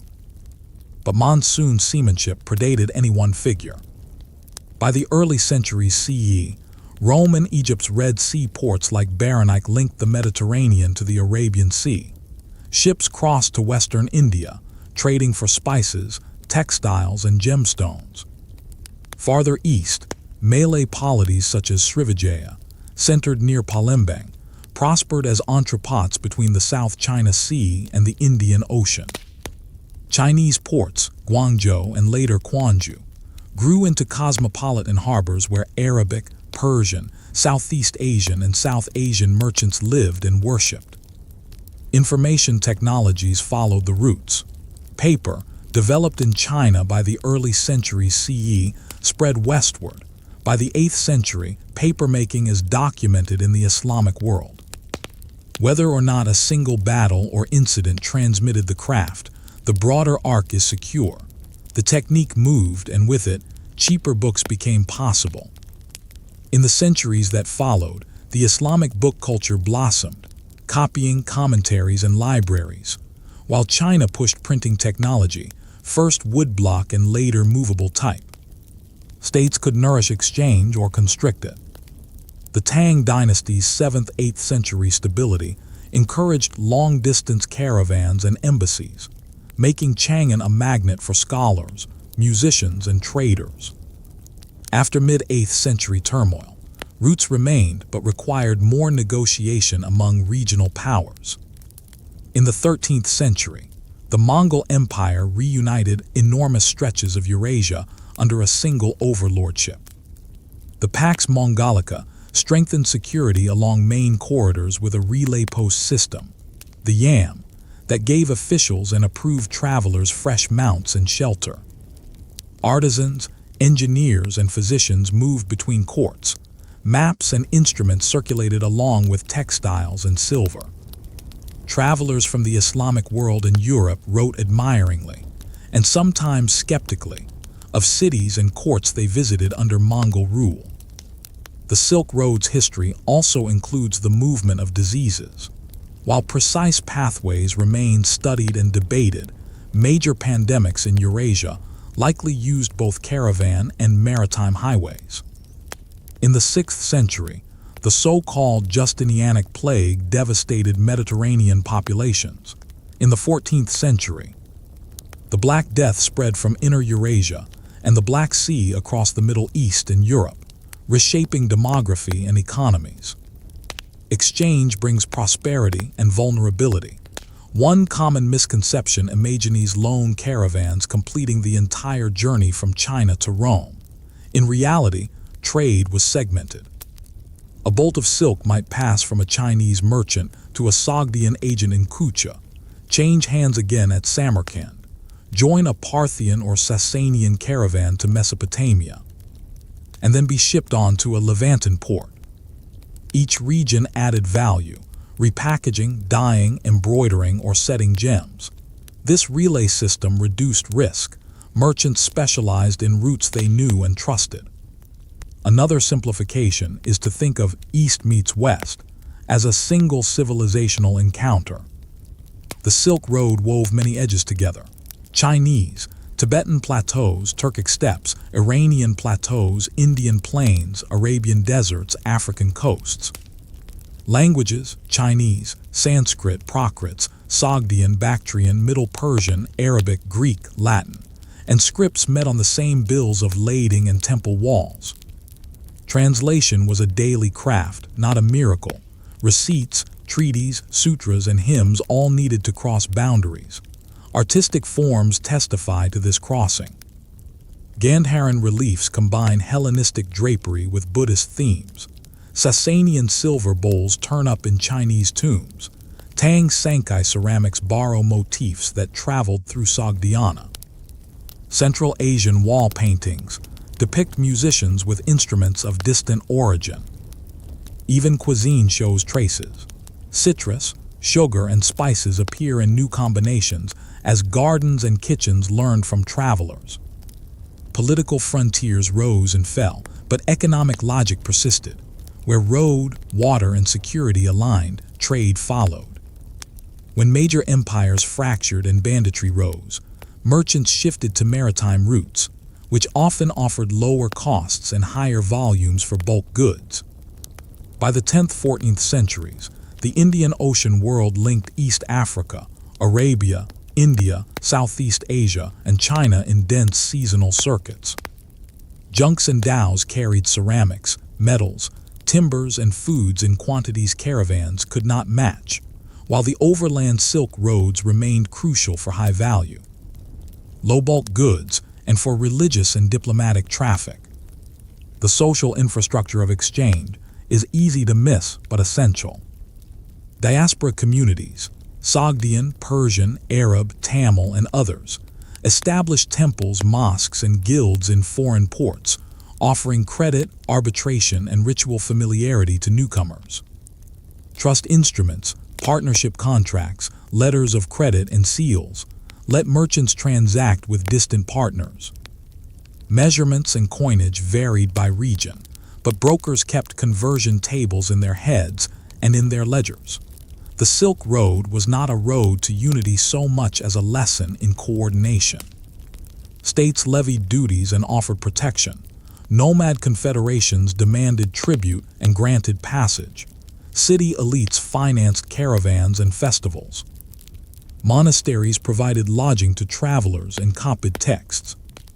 The result was not a single market, but a set of overlapping ones, a flexible lattice that could sag in one place and stiffen in another. When the routes narrowed after the 14th century, due to pandemic, war, and shifting centers of power, the habit of exchange did not disappear. Parts of the network revived under new regimes. Maritime trade continued to expand, and innovations that had traveled earlier, paper, printing, gunpowder ingredients, navigational ideas, remained embedded in local histories. The Silk Road's most enduring cargo may have been methods: how to document a shipment, insure a debt, host a guest, or translate a scripture. To walk a surviving caravanserai or stand before a Dunhuang mural is to see an operating manual for early globalization. It shows that long-distance exchange is not a triumphal story of one civilization discovering another. It is a patient story of neighbors learning to trust strangers, step by step, century by century. The Silk Road's arteries carried wealth and wisdom, risk and disease, ideas and institutions. They connected kitchens and courts, shrines and shipyards, composing a continental conversation that still echoes in the words we use for money, measure, and meaning. Across the heart of Eurasia stretches a belt of grassland, the steppe, that shaped world history as decisively as any river valley.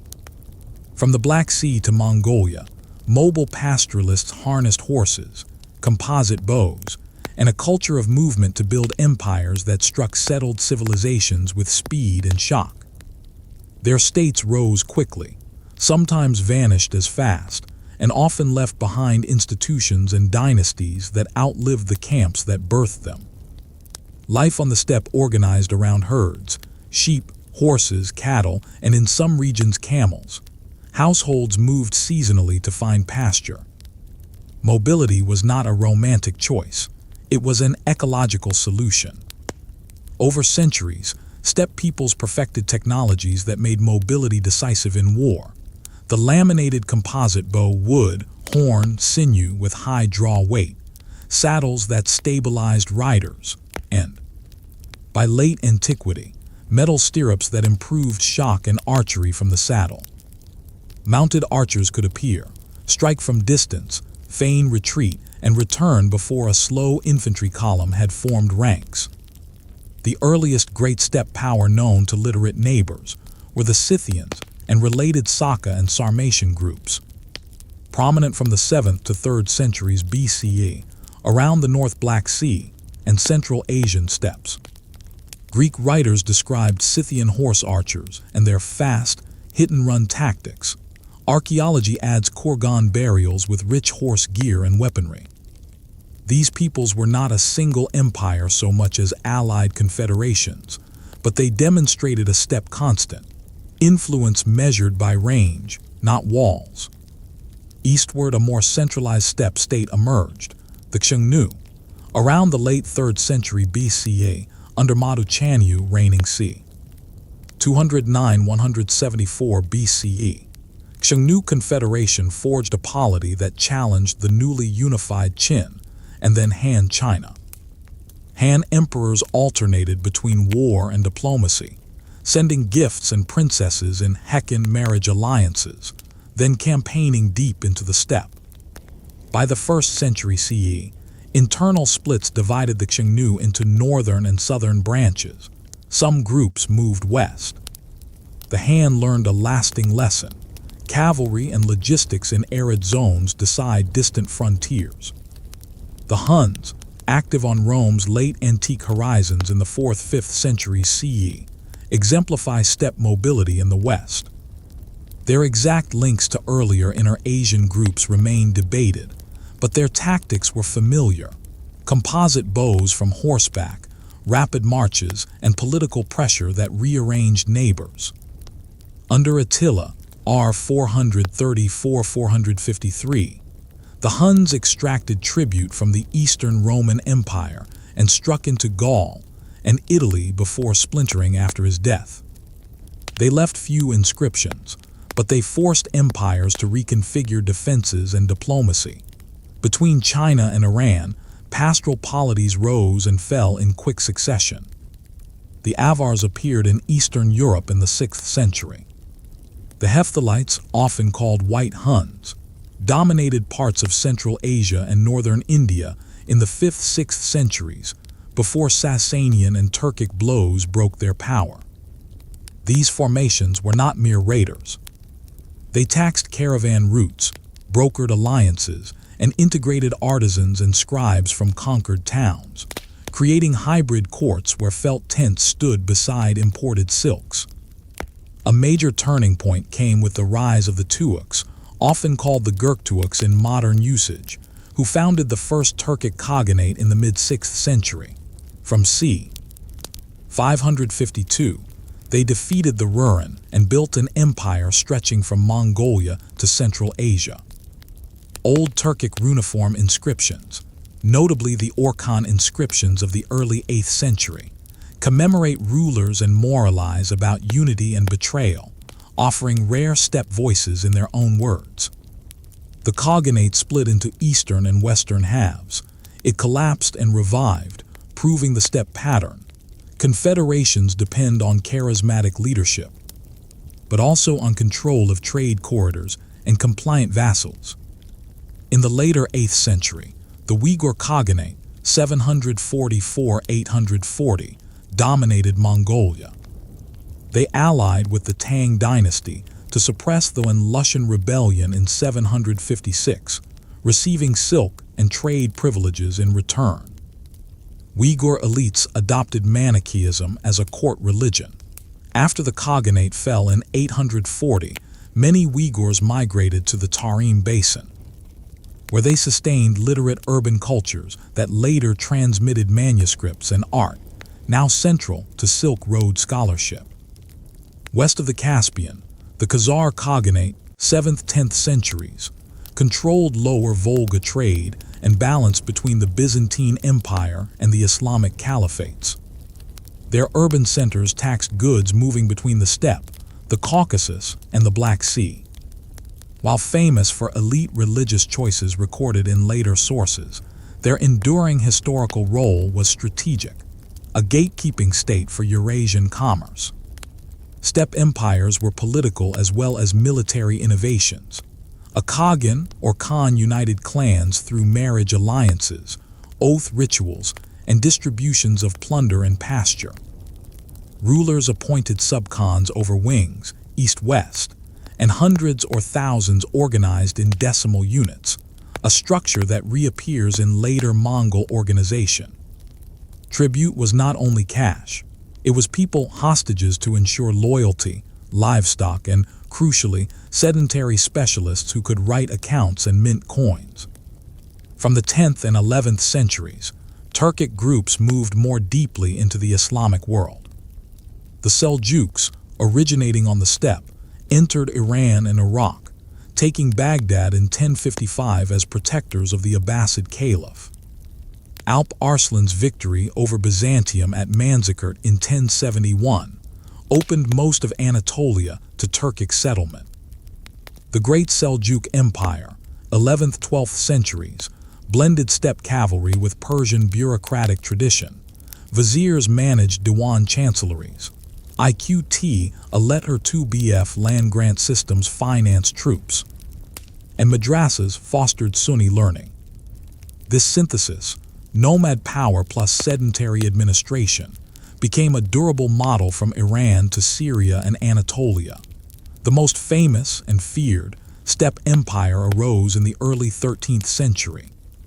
Temujin, acclaimed as Genghis Khan in 1206, united Mongol tribes and launched campaigns that, within decades, created the largest contiguous land empire in history.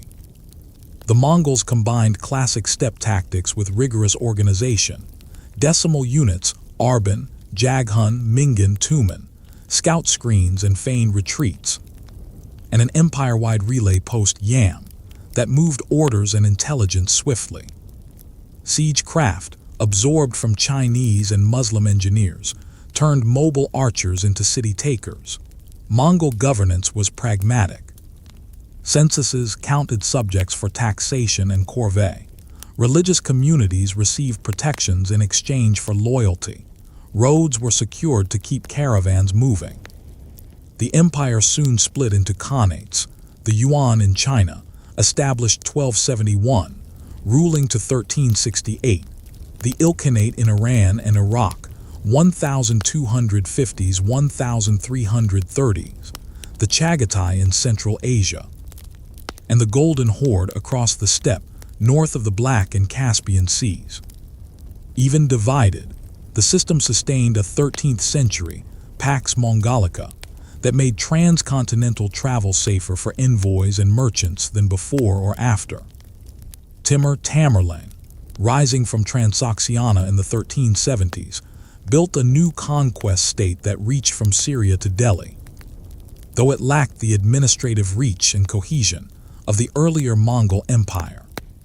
Timur favored steppe cavalry and rapid strikes, but governed from cities like Samarkand and Herat, where he patronized architecture and artisans forcibly resettled from conquered lands.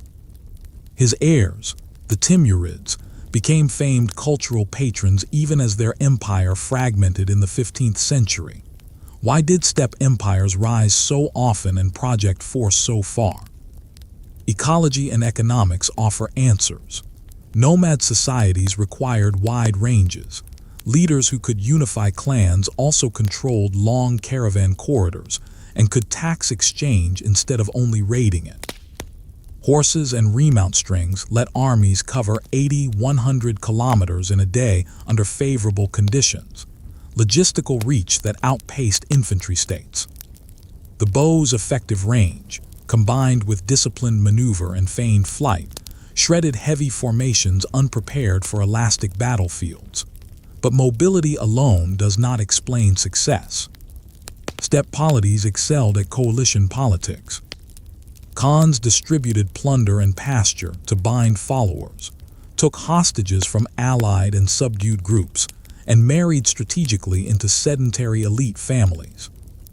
They co-opted scribes and ministers from conquered cities, Persian, Chinese, Sogdian, or Arab, so that tax rolls and diplomatic letters matched the scale of their conquests.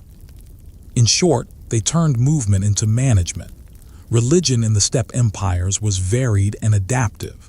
Early confederations honored sky god traditions, often labeled Tengriism. As Turks integrated into Islamic lands from the 10th century onward, many adopted Islam, bringing madrasa patronage and Sufi networks into frontier zones.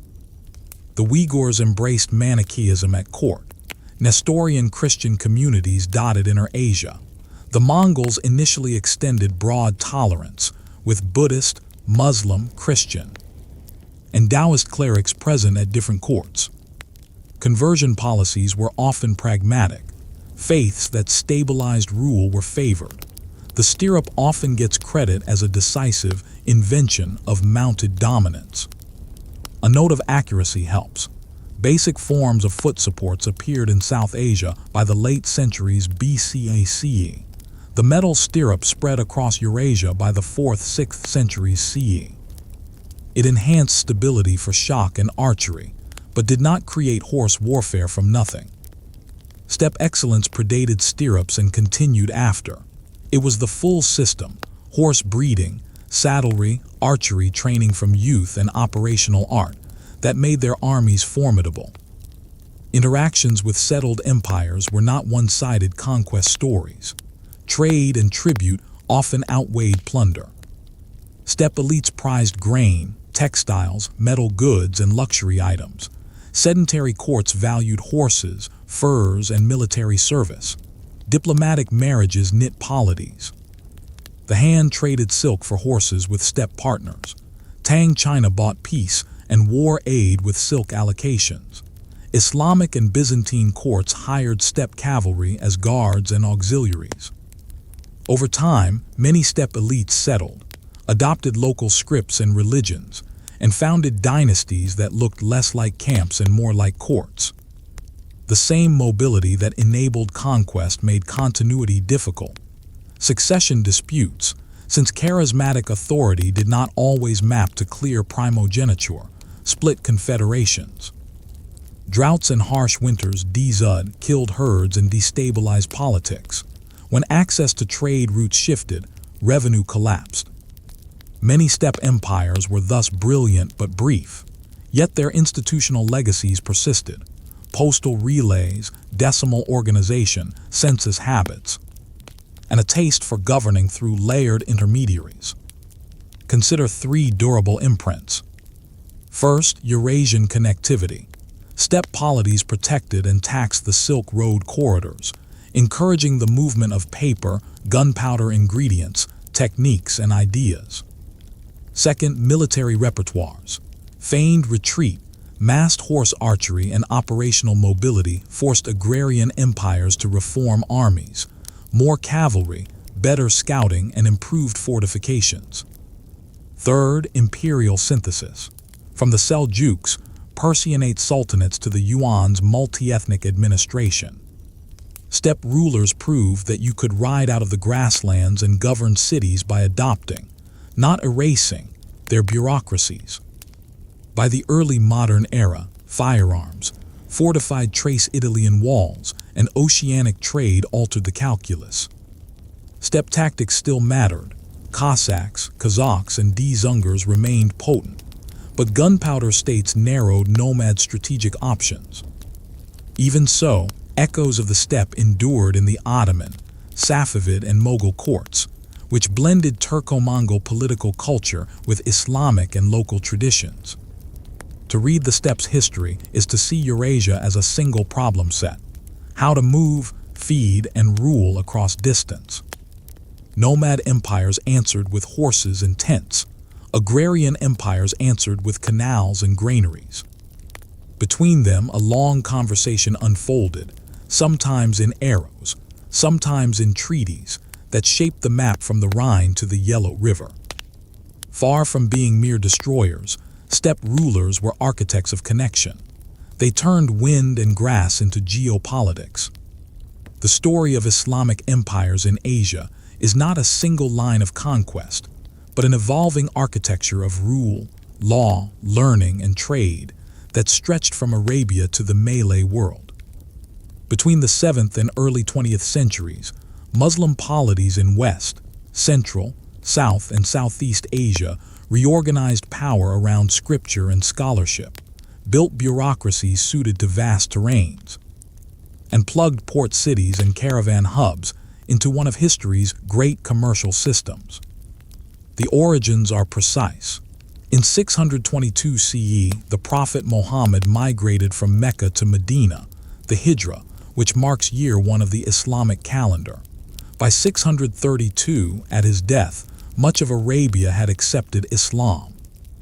Under the Rashidun caliphs, 630–661, armies and treaties brought Syria, Iraq, Egypt, and parts of Iran into the new polity.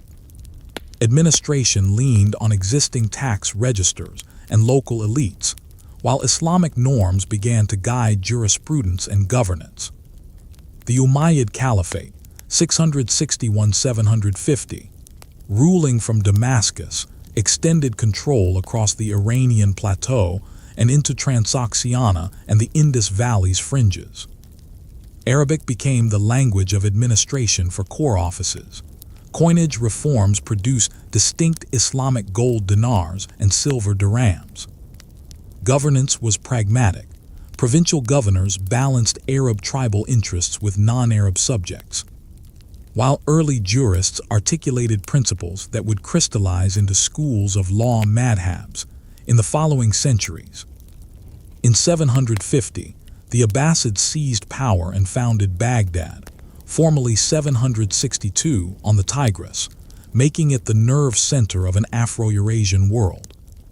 The Abbasid caliphs presided over a court that institutionalized chancelleries, diwans, postal intelligence, barid, and tax systems layered over earlier Sasanian and Byzantine models. Paper technology, adopted and scaled by the 8th–9th centuries, multiplied books and archives, fueling a translation movement that rendered Greek, Syriac, and Middle Persian texts into Arabic. Scholars such as Al-Khwarizmi d.c. 850, Al-Kindi d. 9th c., Al-Razi d. 925, and later Ibn Sina Avicenna, 980–1037, and Al-Biruni, 973 c.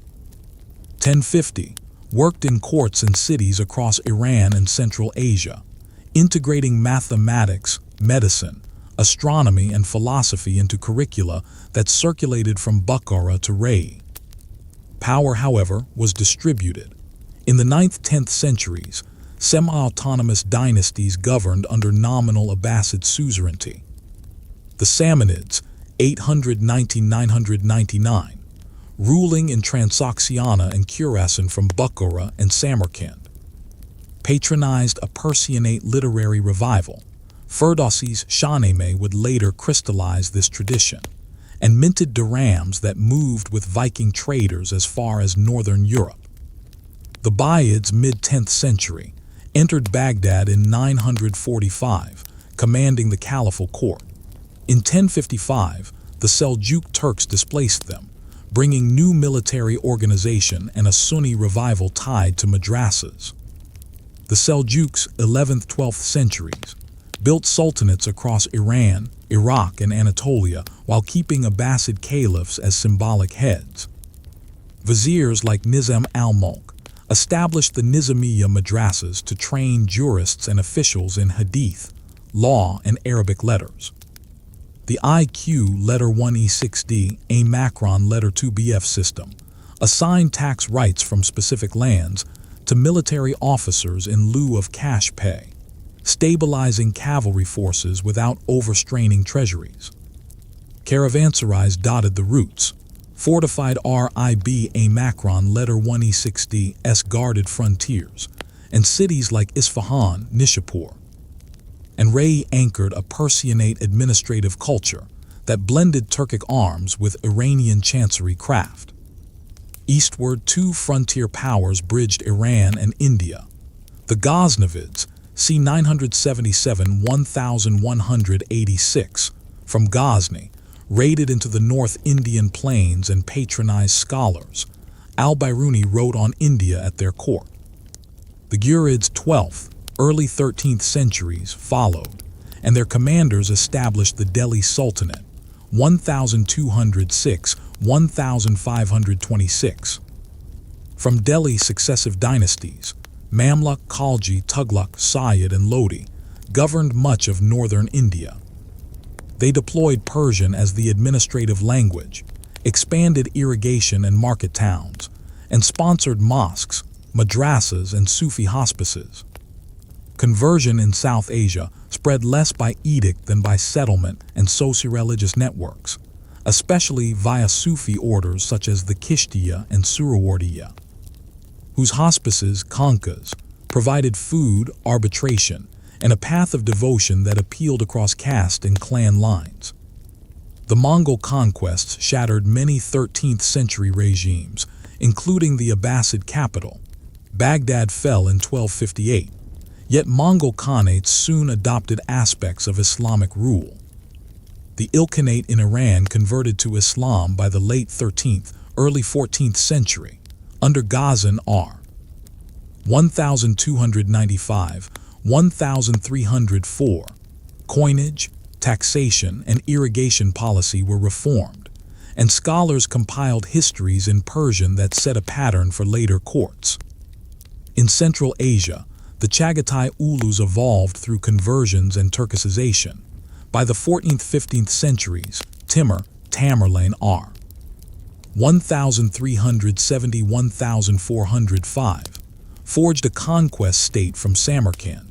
Then his Timurid heirs turned Herat and Samarkand into centers of arts, polychrome tilework, manuscript painting, and refined Persian prose. The 16th century opened a new imperial constellation. In Iran, the Safavid dynasty, 1501–1736, consolidated a territorially coherent state and made Twelver Shi letter 2bf ISM the official faith under Shah Ism A Macron letter 2bf I Macron Li and his successors. Shah letter 2bf a BB A Macron SIR. 1588–1629, moved the capital to Isfahan, reorganized the military with Gulem units, and promoted trade through the Armenian merchant community of New Julfa. Isfahan's Maidani Naqshi Jahan, the Shah Mosque, and Chehel Satan embodied a courtly aesthetic that radiated across West and Central Asia. Safavid institutions standardized Waqf endowments, regulated guilds, and cultivated a juristic culture that defined SHI letter 2bf I authority in relation to kingship. In North India, the Mughal Empire, 1526–1858, began when letter 1E93 AHI Macron Ar-Din MU letter 1E25 AMM Adi Babur defeated the Lodi Sultan at Panipat, 1526. His grandson Akbar R. 1556–1605 built a durable imperial framework. Mansabdar ranks tied nobles to the crown, Jaghir revenue assignments financed the army, and a restructured land revenue system, associated with Rajatadar Mal, assessed cultivation more systematically. Akbar's court patronized Persian and vernacular literatures, atelier painting, and architecture. Fatehpur Sikri's sandstone complexes date to his reign. His successors extended both territory and monument building. Shah Jahan, R. 1628–1658, raised the Taj Mahal, begun 1632, and the Red Fort at Shahjahanabad. Under Aurangzeb R. 1650–1707, the empire reached its largest territorial extent, but strained under prolonged warfare in the Deccan and rising regional autonomies. Between these great courts, regional sultanates thrived. In the Deccan, Ahmednagar, Bijapur, Golconda, Bidar, and Berar, 15th–17th centuries, fused Persianate chancery practice with local art and trade. Golconda's diamond fields and textile ports connected to the wider Indian Ocean. In Bengal and Gujarat, prosperous sultanates turned river deltas and port cities into manufacturing hubs for cottons and silks, exporting to the Red Sea and Southeast Asia. Southeast Asia received Islam not by imperial armies, but by merchants and scholars over centuries. From the 13th to the 16th centuries, coastal polities embraced Islam as a lingua franca of trade and law. The Sultanate of Malacca c. 1400–1511 organized harbor dues, court protocol, and a legal digest, Undang-Undang Malacca, that blended Islamic and local norms, becoming a model for the region. Aceh in northern Sumatra, Johor, Demak and later Mataram on Java, Brunei on Borneo, and sultanates in the southern Philippines integrated mosques, courts, and markets into maritime networks that used the monsoon to synchronize commerce with Gujarat, the Coromandel Coast, the Hadramaut, and China. The Indian Ocean was the circulatory system of these empires. Monsoon winds powered dhows and junks from Basra, Suraf, and Hormuz to Cambay, Calicut, and Malacca, and onward to Kwanju and Guangzhou. Muslim merchants, Arab, Persian, Gujarati, Tamil, Malay, and Hadrami, formed diasporas with mosques, guilds, and family firms that offered credit, translation, and arbitration. Commodities moved in bulk: textiles, spices, sugar, timber, ceramics, coffee, and metals. The arrival of Portuguese fleets after 1498 disrupted routes with cannon and fortresses, but the older circuits adapted: Ottoman, Safavid, Mughal. And Southeast Asian actors rebalanced trade with new partners and leverage. Law and learning anchored legitimacy. Across Asia, rulers endowed madrasas through waqf trusts, funding professors, students, and maintenance with revenue from shops, baths, and farmland. The four Sunni schools, Hanafi, Shaf'i, Maliki, and Hanbali, developed regional profiles. The Hanafi school predominated from the Ottoman domains through Central and South Asia. The Shaf'i school was strong in the Indian Ocean's southern arc. Judges Q. A. Macron letter 1E0D I Macron S. handled contracts, inheritance, and public order alongside customary and royal law. Sufi orders, Naqshbandiya across Central Asia and India, Qadiriya and Kishtiya in South Asia, Shadariya and Samaniya in Southeast Asia, linked towns and countryside with devotional practices and traveling sheikhs, softening frontiers between peoples and polities. Architecture gave these ideals visible form. Seljuk and later Timurid brick and tile complexes framed portals with Kufic and flowing scripts. Safavid Isfahan spread gardens and domes along axial squares. Mughal Charbagh gardens and riverfront palaces ordered space around water and symmetry. In Southeast Asia, tiered timber mosques with multi-roofed meru silhouettes married local techniques to global forms. Caravanserais, bridges, and market halls testified that empires were logistics as much as theology. Islamic governance in Asia was neither uniform nor purely theocratic. Most states ran mixed systems. Quranic and Hadith-based norms shaped family and commercial law. Sultanic or imperial regulations, siyasa, managed taxation, police, and military. Local custom, letter 2BF-URF, often persisted where compatible. Non-Muslim communities commonly paid a head tax, jizya, in exchange for protection and autonomy in personal law, an arrangement calibrated differently by time and place. The administrative languages, Arabic for scripture and law, Persian for chancery and literature, and Turkic in many courts, created a multilingual elite culture adept at negotiation.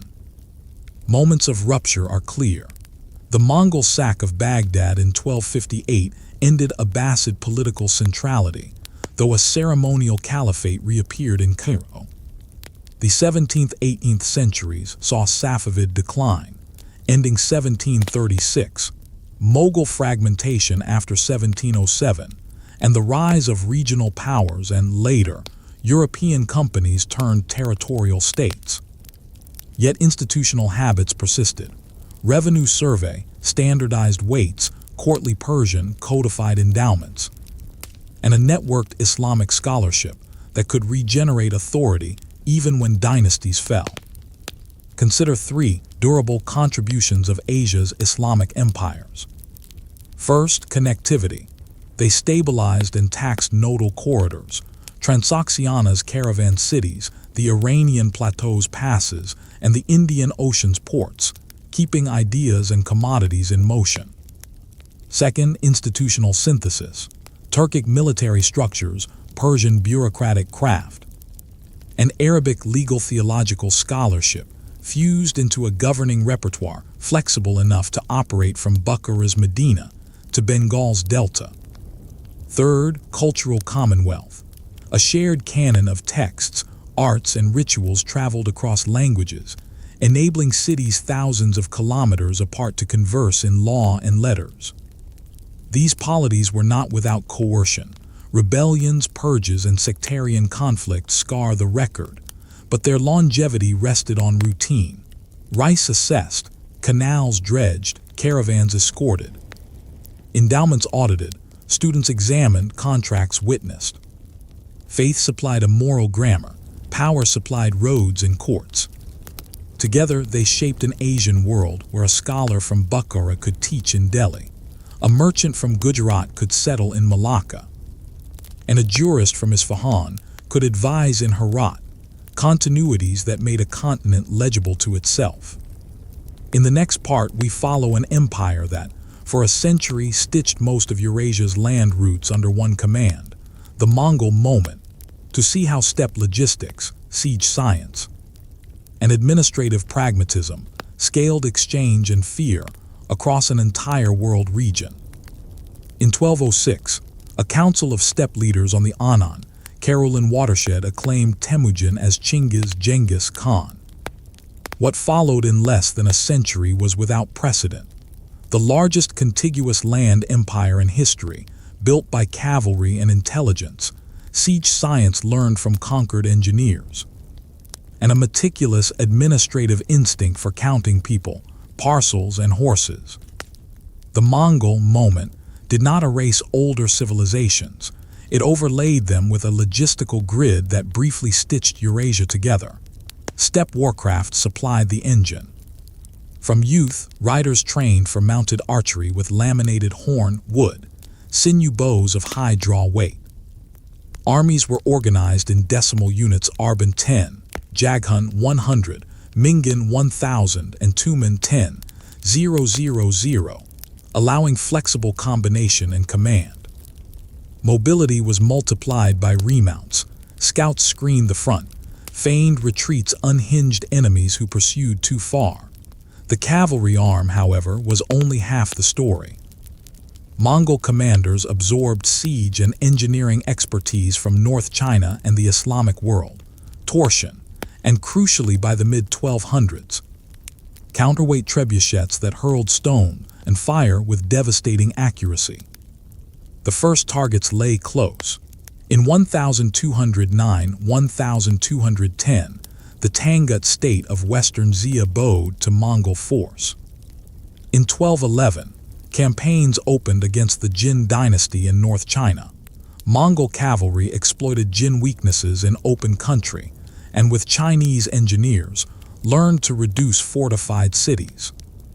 As the north fell, a diplomatic crisis to the west set a second front ablaze. In 1218–1219, after the Khwarezmian governor at Otrar killed a Mongol trade mission, Chinggis launched a punitive invasion. Between 1219 and 1221, Bukhara, Samarkand, and other cities fell. The empire of Khwarezm was undone. Detachments ranged even farther. In 1223, a Mongol force defeated a coalition of Rus, princes and Cuman allies at the Khalkha River before withdrawing. Chinggis Khan died in 1227 during renewed campaigns against Western Xia.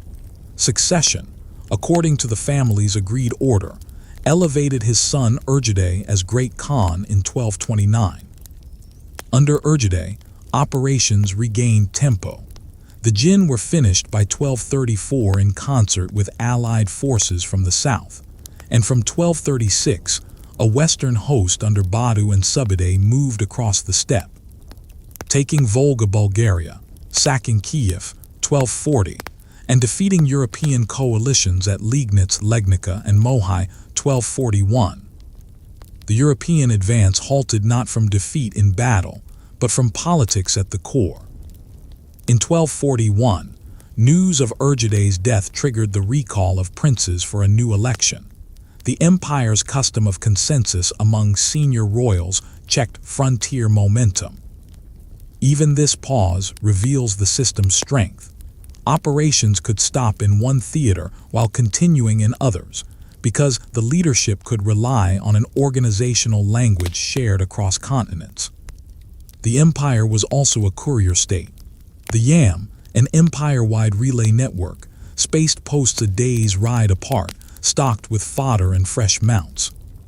Holders of a Pesa tablet pass could requisition horses and lodging, moving messages and authorized travelers far faster than any private caravan.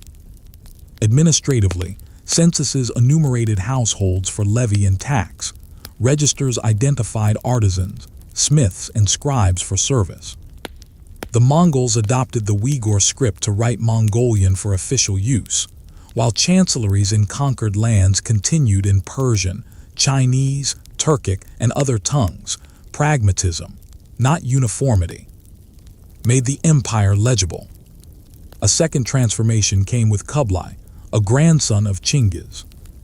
In the 1250s, Mernk became Great Khan, 1251–1259, and assigned campaigns, Hulagu to the southwest, Kublai to intensify pressure on the Song in South China.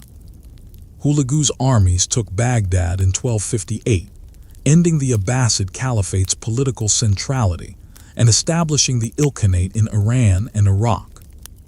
In 1260, at Letter 2 Bf Awai Enjalat in Palestine, a Mongol detachment under Kitbuka was defeated by the Mamluks, one of the first clear checks on Mongol arms in the Near East. That same year, Mernk's death fractured the center, and rival claimants divided the imperial assembly. Kublai declared himself Great Khan in 1260, but not all branches accepted his primacy. Still, he pursued consolidation in China. In 1271, he proclaimed the Yuan dynasty and established a capital at Dadu, modern Beijing. After long campaigns combining riverine fleets, artillery, and blockade, the Southern Song capitulated in 1276. The last Song loyalist forces were crushed at sea in 1279. For the first time, all of China was under a non-Han dynasty's rule. The Yuan maintained many Tang, Song institutions, provinces, Shang, fiscal boards, and a multi-tier legal system, while inserting Mongol priorities, status orders, postal protections, and state sponsorship of long-distance trade. Not all initiatives prevailed. Twice, in 1274 and 1281, Kublai attempted to subdue Japan. Both expeditions failed.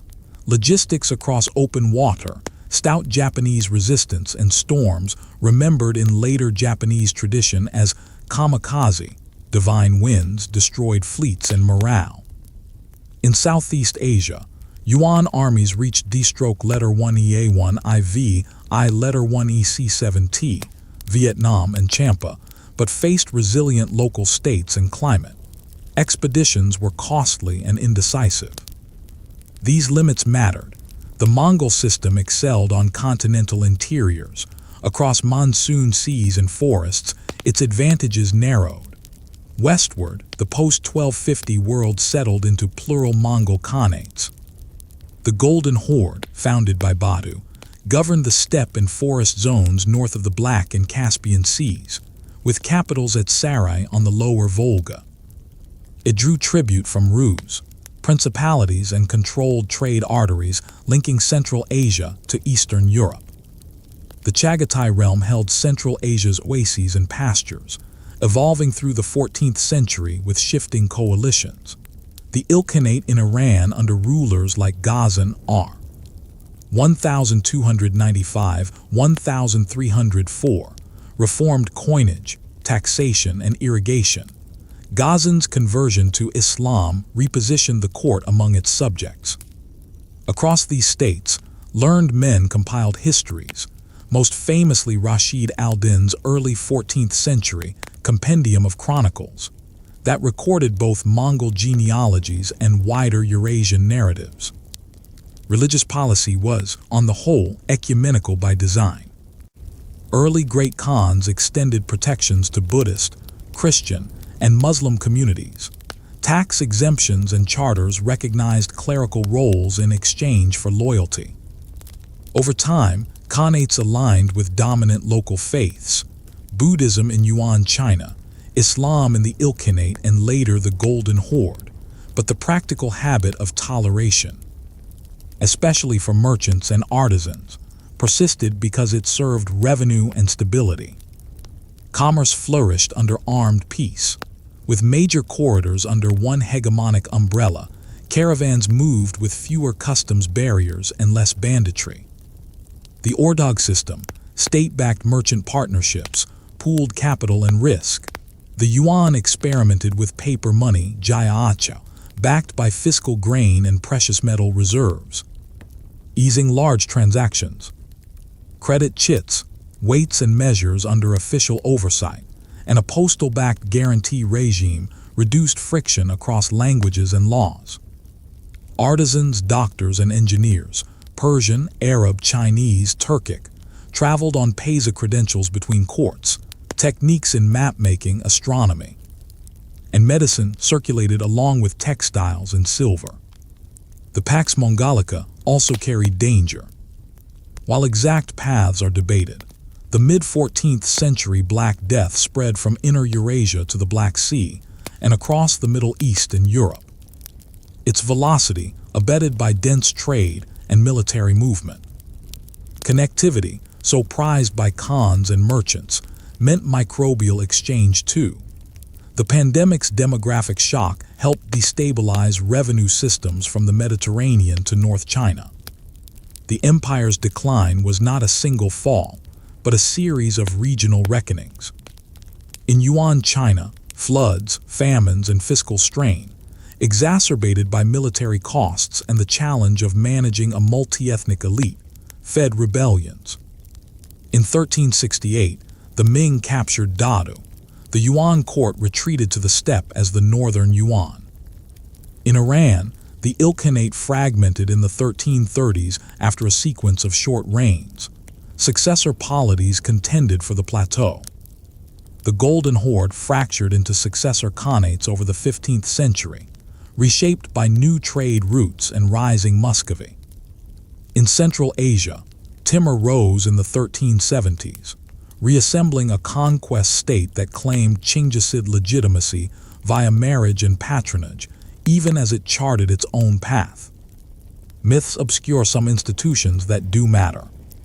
The Yasa, often referred to as a Mongol law code, survives not as a single text but as references in later sources.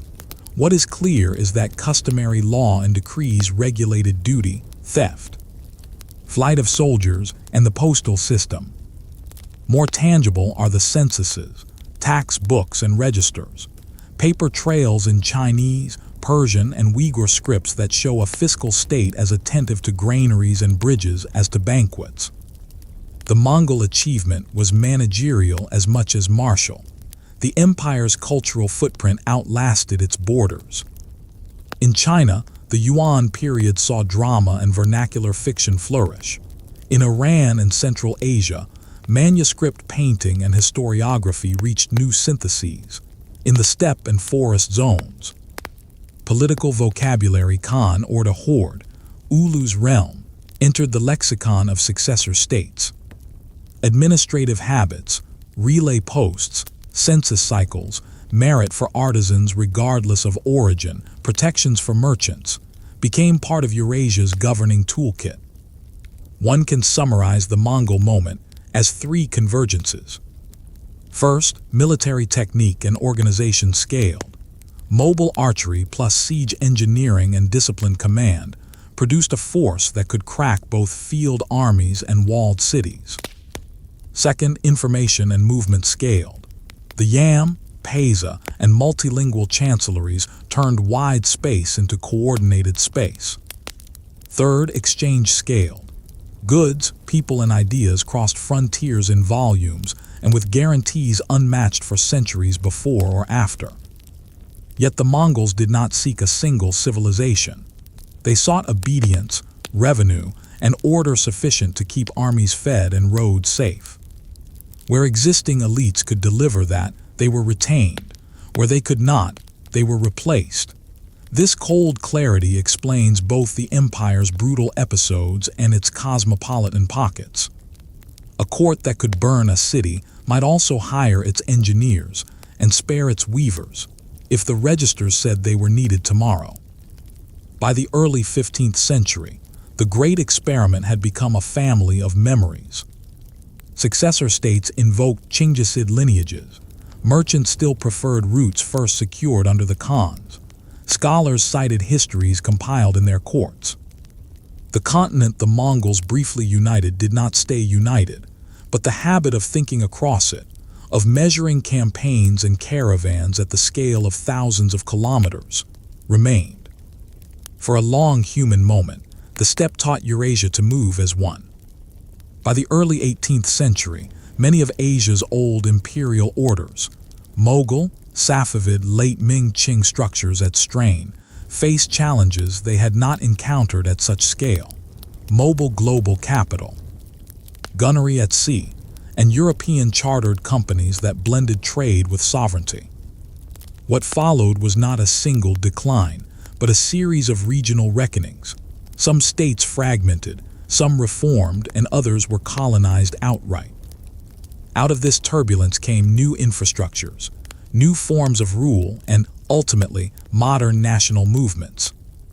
In South Asia, the Mughal Empire reached its greatest territorial extent under Aurangzeb r. 1658–1707, but constant warfare in the Deccan, fiscal strain, and rising regional powers, Marathas, Sikhs, Jats, and others, fractured authority after 1707. The English East India Company, a trading corporation chartered in 1600, exploited this environment. After securing a foothold at Surat and then Calcutta, company forces under Robert Clive defeated the Nawab of Bengal at Plassey in 1757, and after Buxar in 1764, obtained the Diwani revenue collection rights of Bengal, Bihar, and Orissa in 1765. Company rule shifted commerce into governance, land revenue settlements, courts, and a standing army tied to British finance transformed one of Asia's richest agrarian regions into a fiscal base for further conquest. From this base, the company expanded across the subcontinent through wars, subsidiary alliances, and annexations. Railways from 1853, telegraphs and canals reoriented markets and troop movements. English language education created new elites, and legal codification reshaped property and family law. In 1857, a wide rebellion, sparked by military grievances but fed by broader discontent, erupted in North India. The British suppressed it with great brutality. In 1858, the British Crown dissolved company rule, inaugurating the Raj. Over the next decades, the Indian National Congress, founded 1885, and other movements turned petitions into mass politics, and by the mid-20th century, independence, won in 1947. Alongside the partition that created India and Pakistan, closed the formal chapter of British sovereignty, while opening a long struggle over borders and identities. Southeast Asia's pathways varied. The Dutch VOC, Verenigd Oostendisch Compagnie, founded 1602, established Batavia, Jakarta, and dominated spice routes through treaties, monopolies, and violence. After the VOC's bankruptcy in 1799, the Dutch state built the Netherlands East Indies, extending control over Java, Sumatra, and beyond. In the 1830s, the cultivation system compelled Javanese peasants to grow export crops for the state. Later, private plantations expanded sugar, coffee, and rubber. In mainland Southeast Asia, French expansion created French Indochina, Cochinchina, 1860s, then protectorates over Cambodia and Annam, Tonkin by the 1880s-1890s, consolidated into the Union of Indochina by 1887. The British advanced from Penang, 1786, and Singapore, 1819, to the Straits Settlements and Malay protectorates, and annexed Burma in 3 wars, 1824-26, 1852, 1885. Siam, Thailand, remained independent but accepted unequal treaties and undertook reforms under Kings Mongkut R. 1851-1868 and Chulalongkorn R. 1868-1910 to centralize administration, modernize the military, and adjust borders diplomatically between British and French spheres.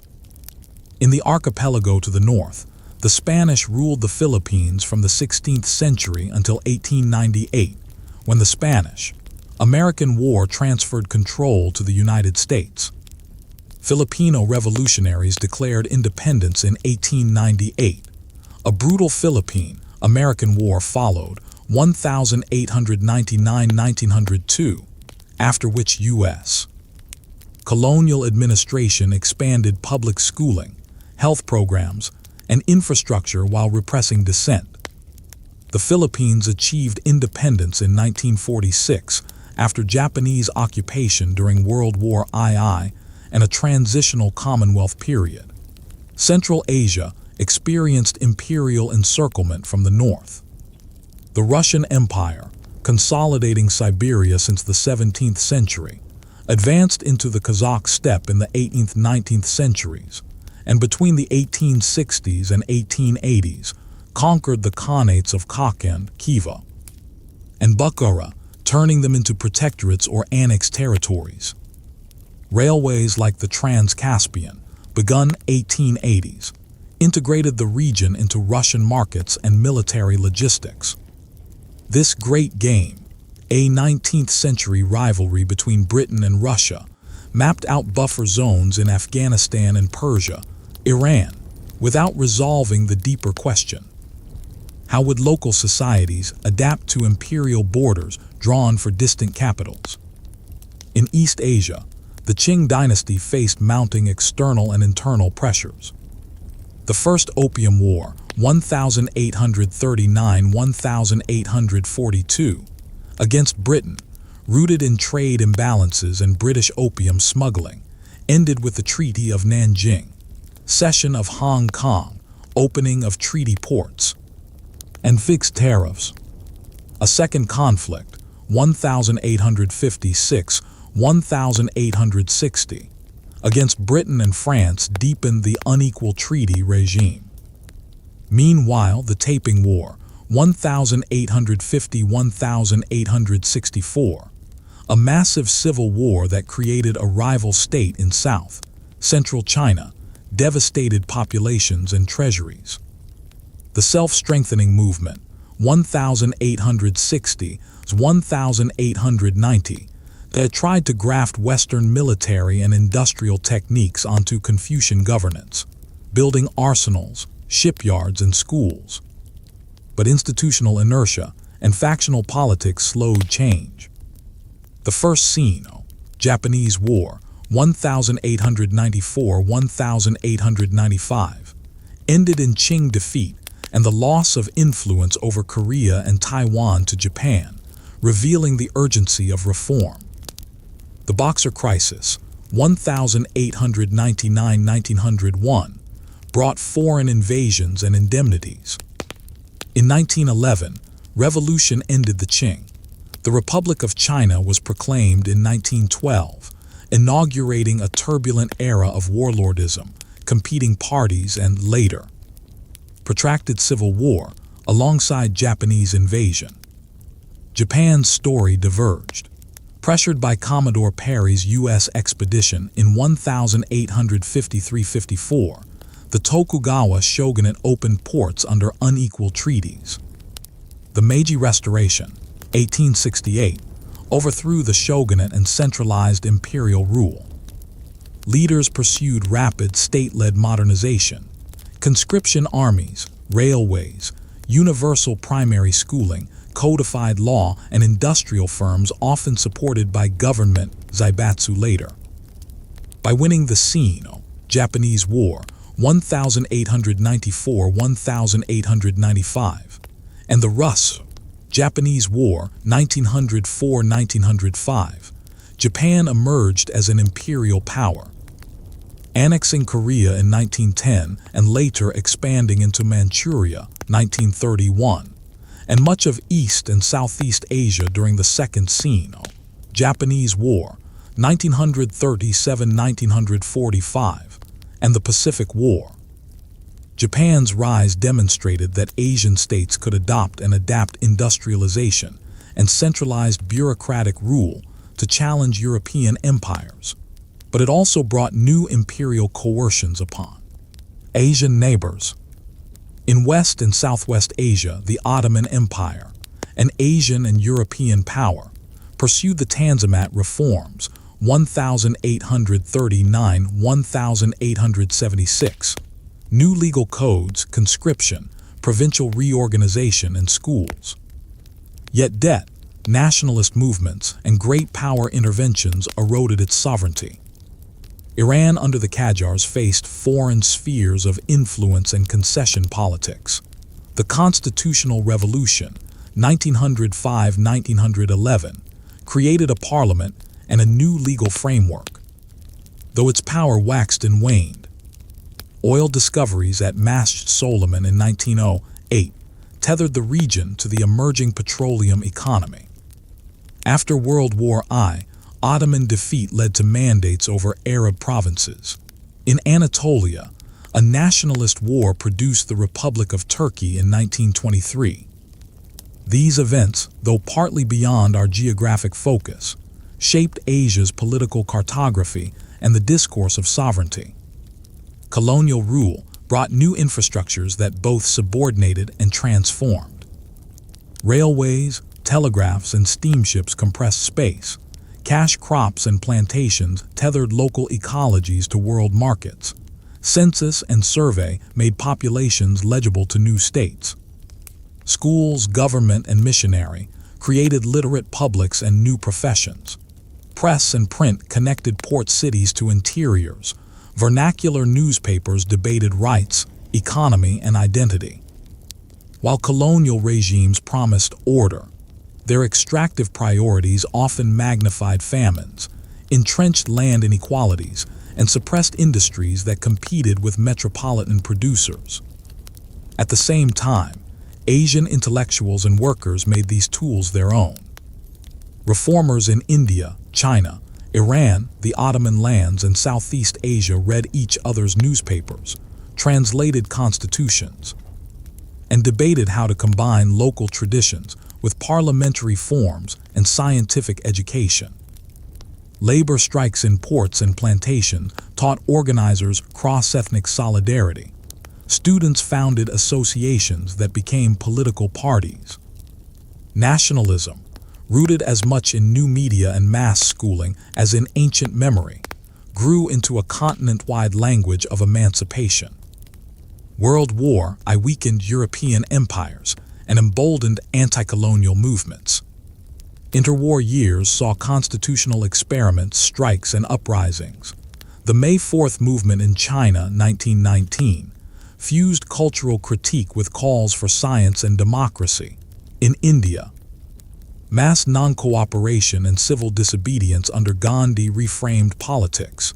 In Vietnam, nationalist and communist networks formed under French repression. In Indonesia, youth congresses declared a single language and nation. In the Philippines, elected institutions developed under U.S. oversight. Meanwhile, the Soviet Union consolidated Central Asia within a new ideological empire. Borders fixed new republics, alphabets and schooling spread. And collectivization transformed pastoral and agrarian life at immense human cost. World War II was decisive. Japanese forces swept through Manchuria, 1931, China from 1937, Southeast Asia, and the Pacific 1941-1942, expelling European colonial rulers and establishing their own extractive empire. Occupation brought both brutal coercion and an unintended lesson. European invincibility was a myth. When the war ended in 1945, power vacuums opened. In Indonesia, Sukarno and Hatta declared independence, August 1945. A 4-year struggle ended with Dutch recognition in 1949. In Vietnam, H-letter 1ED3 Chi Minh proclaimed independence in 1945. Wars with France and later, the United States followed.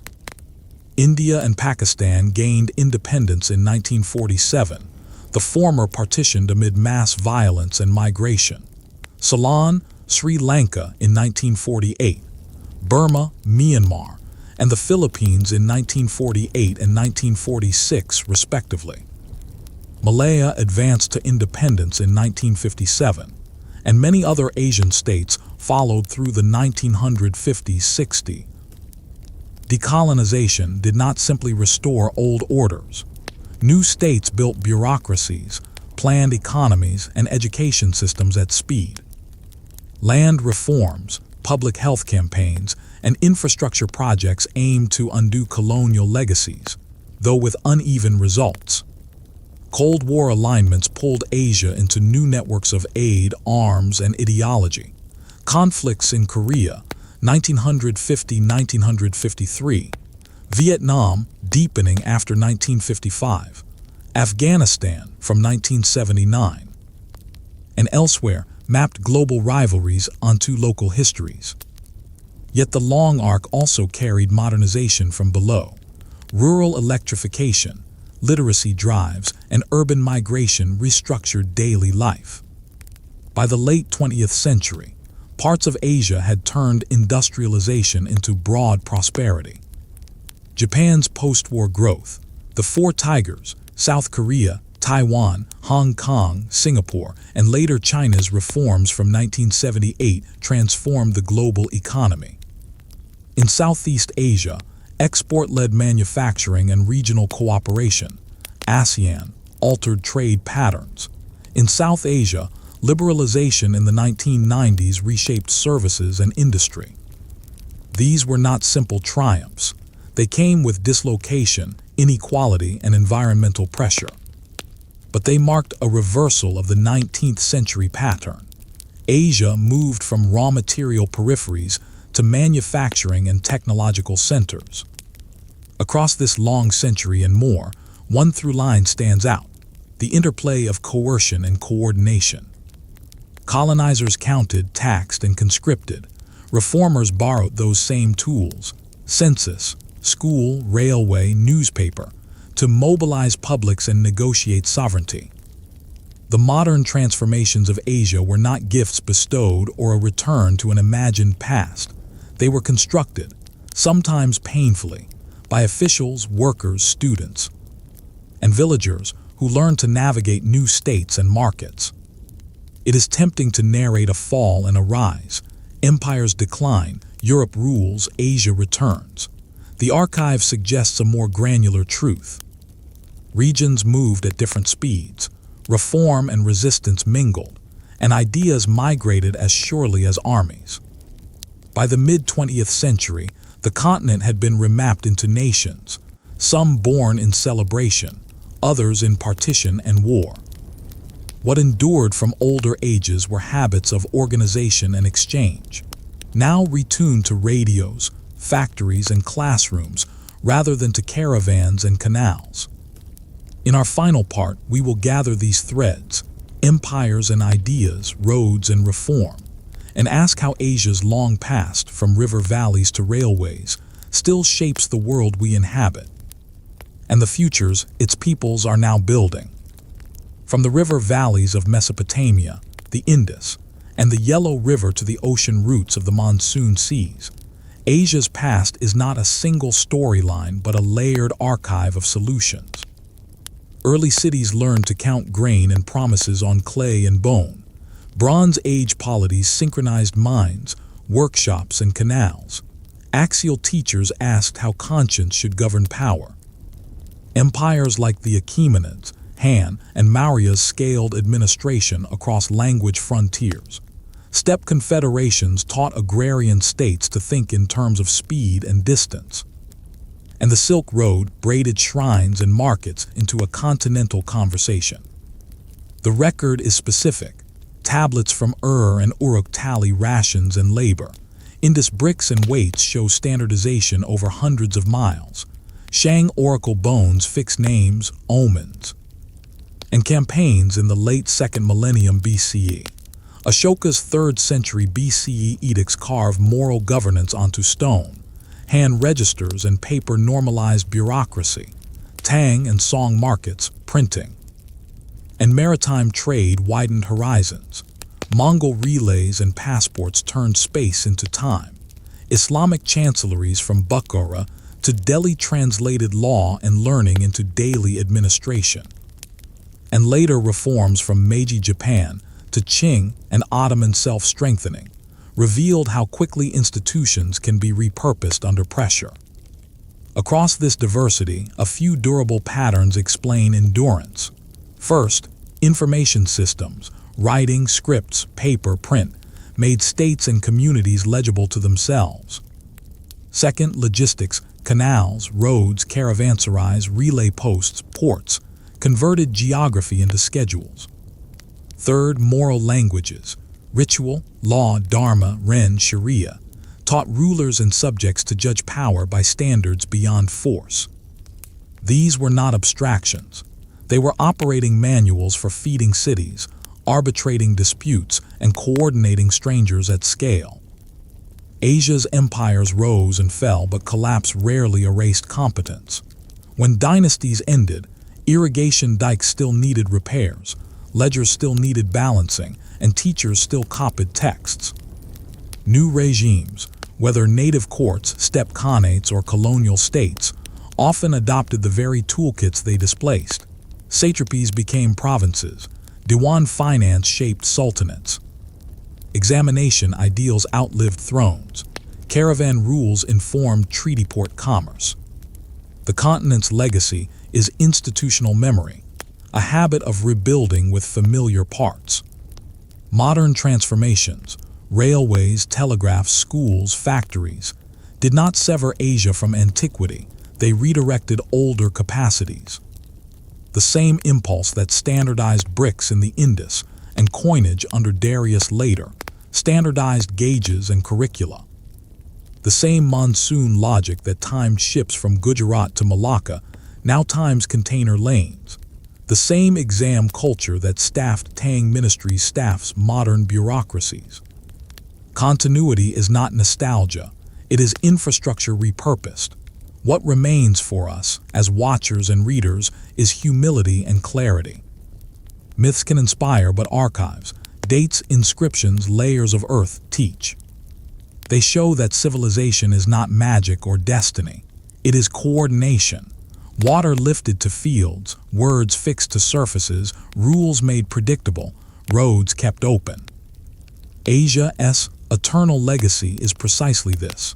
The steady choreography by which millions become publics, able to trade, to worship, to learn, and to argue without tearing the fabric. Our journey ends where it began, with rivers at dawn. If these episodes have helped you rest And think, subscribe for more calm, carefully sourced history. In the quiet between ages, Asia reminds us that the future is built the old way. One measure, one ledger, one lesson at a time.